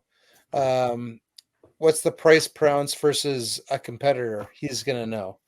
How many volume or how many cans do you sell at the LCBO? Because some bars do that. They say how many. So is this going to the LCBO or not? Okay, yeah, it's going to the LCBO. How many cans are going to the LCBO? Okay, is that negative and they know. Sorry, is that a negative for a bar? Or no, it's a positive because people will know it. Association. Gotcha. Yeah, but then on some bars, because then some bars will like, oh, it's going to the LCBO, so it's going to be out there. We only want like the smallest one-offs. Understood. So it depends on the establishment that you're dealing with. Yeah. So we really have to go, okay, we have this brand. How are we going to sell this now to a bar or restaurant? Is it going to be like one and done, in and out? How do we sell it to them? Like, oh, we have Karmadelic kegs. Oh, that's going to the LCBO. So let's have the LCBO have a first crack at it than the bar. Or is it vice versa? Do we sell the kegs to the bar first and then say, oh, it's going to the LCBO? So every single beer that we do is always a learning curve. Brand new beer, I should say. Brand new beer. Right. Interesting.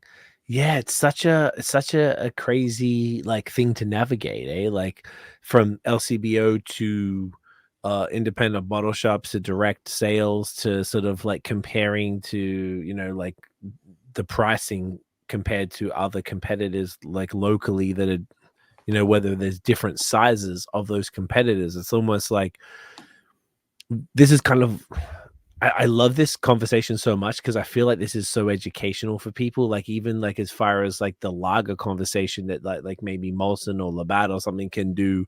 Is it like old time pills is like 235 or something like that, and then steam whistles like 265 or some shit, and then boom, and people. Someone was telling us this. I might be making up the prices, but thereabouts, and like the consumer will look at different things and either think something's either bargain or too expensive, and you've kind of got to like appeal to whichever consumer each product could particularly appeal to. And it's like, it's an interesting thing because there's multiple conversations going, because they might be in there be like, well, there's an IPA that's 7% for $3.60, there's this other one for $5.60, and what's the fucking difference? Like, I don't know.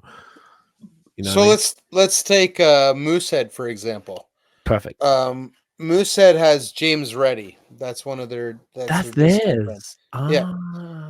Okay. So we'll take that as an example. Week 1 of, let's just go May.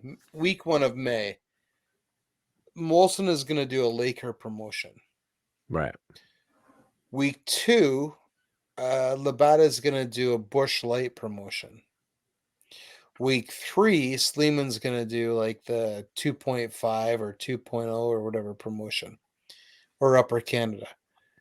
Week 4, the 3 of them line up and go, we're going to do a promotion. Moosehead gets fucked because they have James Reddy and they want to put it on a discount. So pricing is a huge thing. Is a huge thing, and you have to know how the consumer is going to go, okay, well, James Reddy's already a discount brand, but when Busch Light drops it by $2 and then James Reddy is $2 more, the average Steve Bucktooth, the guy that did the, what do you tell me? I can only drink 4 Bud Lights a night. That guy, he's gonna walk into a beer store and he's gonna go the deals. Yeah, he's gonna go, okay, well, I normally drink James Reddy, but oh my god, Busch Light is $2 off right now. And so I'm not gonna go out there and say that there's price gouging going on from the bigger breweries, but they're all setting prices, and they have been for years. Right. And it really hurts like the independents because it's almost like they're the biggest race to the bottom. Yeah. Fuck, you know what? The way you're describing that and the me now has no relation to that whatsoever, because I buy what I want. I don't really look at the prices. The only time I dead ass, Nate and I buy a lot of beers for each other, and we ship it between. And the only time I look at the prices is when I'm looking at the receipt and like give it to add to our little note. I'm like, oh, that was that much per can. Fucking hell. All right.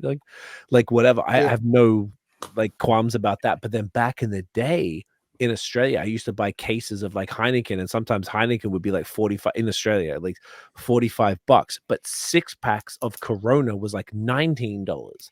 So it was like, well, of course you're going to buy the Heineken because it's $45 and not buy that. And I would never buy the domestic Australian. So this is before craft. I didn't even know if craft existed in the early 2000s there in any sort of scale, but it was always like a dollar value thing when things were much of a muchness. Whereas like as a consumer, didn't matter that much what the difference was. Whereas as a more, the 3 of us discerning craft beer consumers, it's more like, well, and this is maybe a statement / a question, but like I would just buy what I want because I want it. I have the available disposable income to spend on the beer, so like I would rather get less of something and get exactly what I want than get more of something because it was more economical. Is there any sort of thoughts on that as far as whether it's like from Troy, like personally, or from Great Lakes, as far as like the differentiation between those two sort of mind states? It's a different customer, in my opinion. Different customers. Yeah. I think that's completely fair. That's completely fair. From a craft brew perspective or craft brewing perspective, we're not necessarily targeting that consumer. Which one? Because the one that goes in and says like, what's the cheapest beer today? Because they have no brand loyalty. God, that's so true. That's so true. We also though have great pricing. So it's like you guys had the lager right off the bat today, and you're like, oh, this is a really good beer. And It so is. if we can try to get someone on that, then yeah, then we're into that. Hey, you're the target demographic. You're looking for a good beer at economical pricing. And most most craft breweries in Ontario would struggle to sell a short can at the price that you're selling a tall boy of that lager at. 100, oh, well, like for $30 less than that. Yeah. Yeah. 100%. But uh we would never I don't want to say stoop, but we'd never be that brewery that goes like, hey, we're the cheapest. Mm. And Yeah. so whenever you see that at like a beer store saying like, we've dropped our prices, we're not going to drop our prices. That is the price, and we're just going to keep it that way. So you could make the argument that when Molson or a Bush Light or whatever the hell, the domestic discount brands go for like $58 a case, and then they drop it down to $50 a case. Like, why don't you just sell it for $50 a case? I Right. like, You can do it now. You can do it all the time. yeah, and so that's where we just decided, let's just make it $50, and Gotcha. we'll sell more, and we don't have to up and down the price, up and down the price. We don't have to trick our consumers into thinking, It's a deal oh, or yeah, whatever. exactly, yeah. No, this is the price. So I like that. yeah, I feel like that Yeah. could speak to a specific consumer, and it would kind of all of like, taking into consideration everything you've said tonight. I feel like that could lead to that brand loyalty that you're sort of looking but for. do you think it speaks to a specific consumer? Or me, I think it's all consumers. If you're As looking for far a as lager, yep. if you're looking for a lager Hmm. and you want to support a local brewery, and you go into the beer store, Hmm. and I say the beer store because that's where you buy your 2-4s now, Of and course. they're like, oh, $50. Okay, there we go. Gotcha. If you're going into the LCBO and you're like, oh, what's a Ontario domestic lager? Oh, $2.90. That's a great price. Like Hmm. when you look at beer pricing now, Hmm. and but it's not on discount. And Okay. so when you see some other lagers from Ontario breweries going, okay, this is what it's normally at, and then they have an LTO limited time offer, and it's like 40 cents off, 30 cents off. We're like, we don't do that. We just keep it the same price, I like that. and we feel it is to our benefit. Mm. I would all I would say there are like I would say there are two different consumers that are going and buying a 2-4, and then they're going from beer store and then going to the LCBO and buying singles or a 4 or whatever it is. In the Yeah. sense of the 2-4 person is looking for maybe a little more value, and they don't really care about the variety, and they're looking for that. But the fact that they would be buying, say, the premium, the Great Lakes Premium Lager at $50 a 2-4, it's a fucking great price, and it's going to be a quality beer. So I think that consumer is not slightly, but definitely more discerning than the consumer who would buy Busch Light or something like that. Then you got the cat who's gone to the LCBO who maybe wants variety, and they might be like, well, I'm gonna get 4 lagers, I'm gonna get 4 IPAs, I'm gonna get 4 stouts, I'm gonna get 4 fruited sours, and kind of get this little rainbow variety of something. And maybe they'll get one of each, who even knows? But like potentially price would come into it, because eventually, if you're going to buy a $50 case, or if you're going to buy 12, probably 12 beers in the LCBO are going to come to more than that $50. Mhm. I would imagine. So there's the price sensitive consumer, and then there's more the exploring consumer who might be mildly price sensitive. And I think that the non-price sensitive variety exploring consumer would probably go to an indie bottle shop and just be like, I don't give a fuck if an IPA is $9.75. I'm just going to get everything.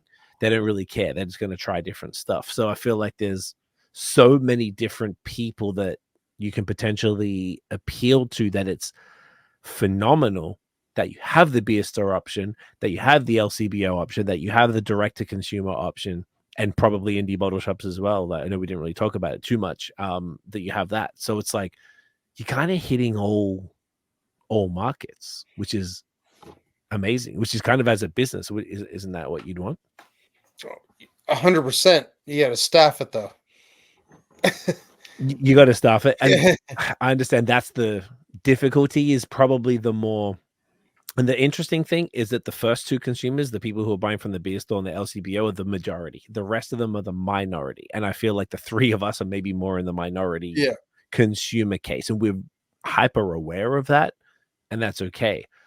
But if you're trying to do, it depends really what you're trying to do as maybe the business, as the brewery. Like, are you trying to hit the beer nerds? Because Great Lakes, the thing is that maybe you're known as a brewery that's been around for 37 years and that you appeal to everybody because you have a kind of bit of everything and you have a really reasonable price, but you also have some fucking insanely incredible, as we've talked about tonight, like just Octopus and Canuck alone, just say if you want to talk about those two that are regularly available, they're just impeccable and you can't go wrong with those two beers. That can appeal to the hyper crazy beer nerd who's trading with people in the States, but it could also appeal to the cat who's going to the beer store and buying a case. Yeah. It's, you know what I mean? We always say that our demographic for our consumers is 19 years and still breathing.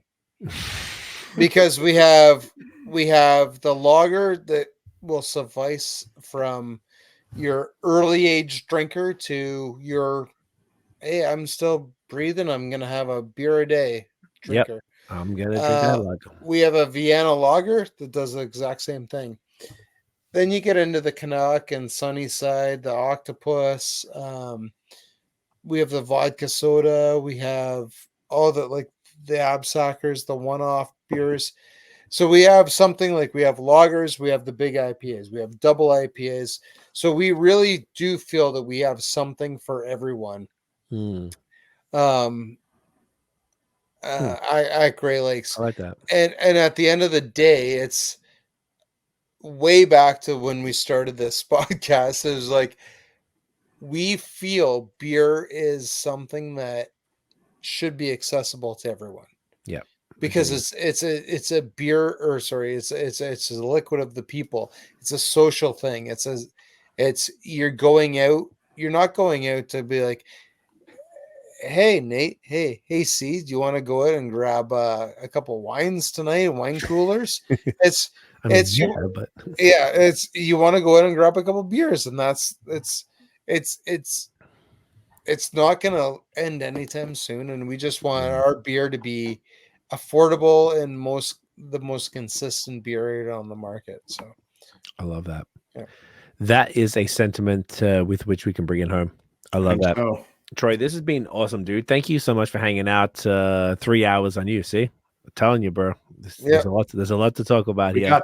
We got there. Look, I appreciate you a lot, man. I really think you're an asset to Ontario craft beer. I think what you're doing with Great Lakes, with the OCB as a human being, I think is just really important. And you're like a stalwart. I feel like since I've been in beer, you've been around, and you've just been like such this important figure in beer. So I'd like personally from Nate and I, we appreciate you immensely, man. And I just 100%. Feel like it's very dope what you're doing. I'm very happy that you guys are doing Between Two Fermenters. So make sure you go check that out, everyone. Like, I'm available everywhere, Spotify and Apple Podcasts and all that. Everywhere. Stuff. Yep. Everywhere.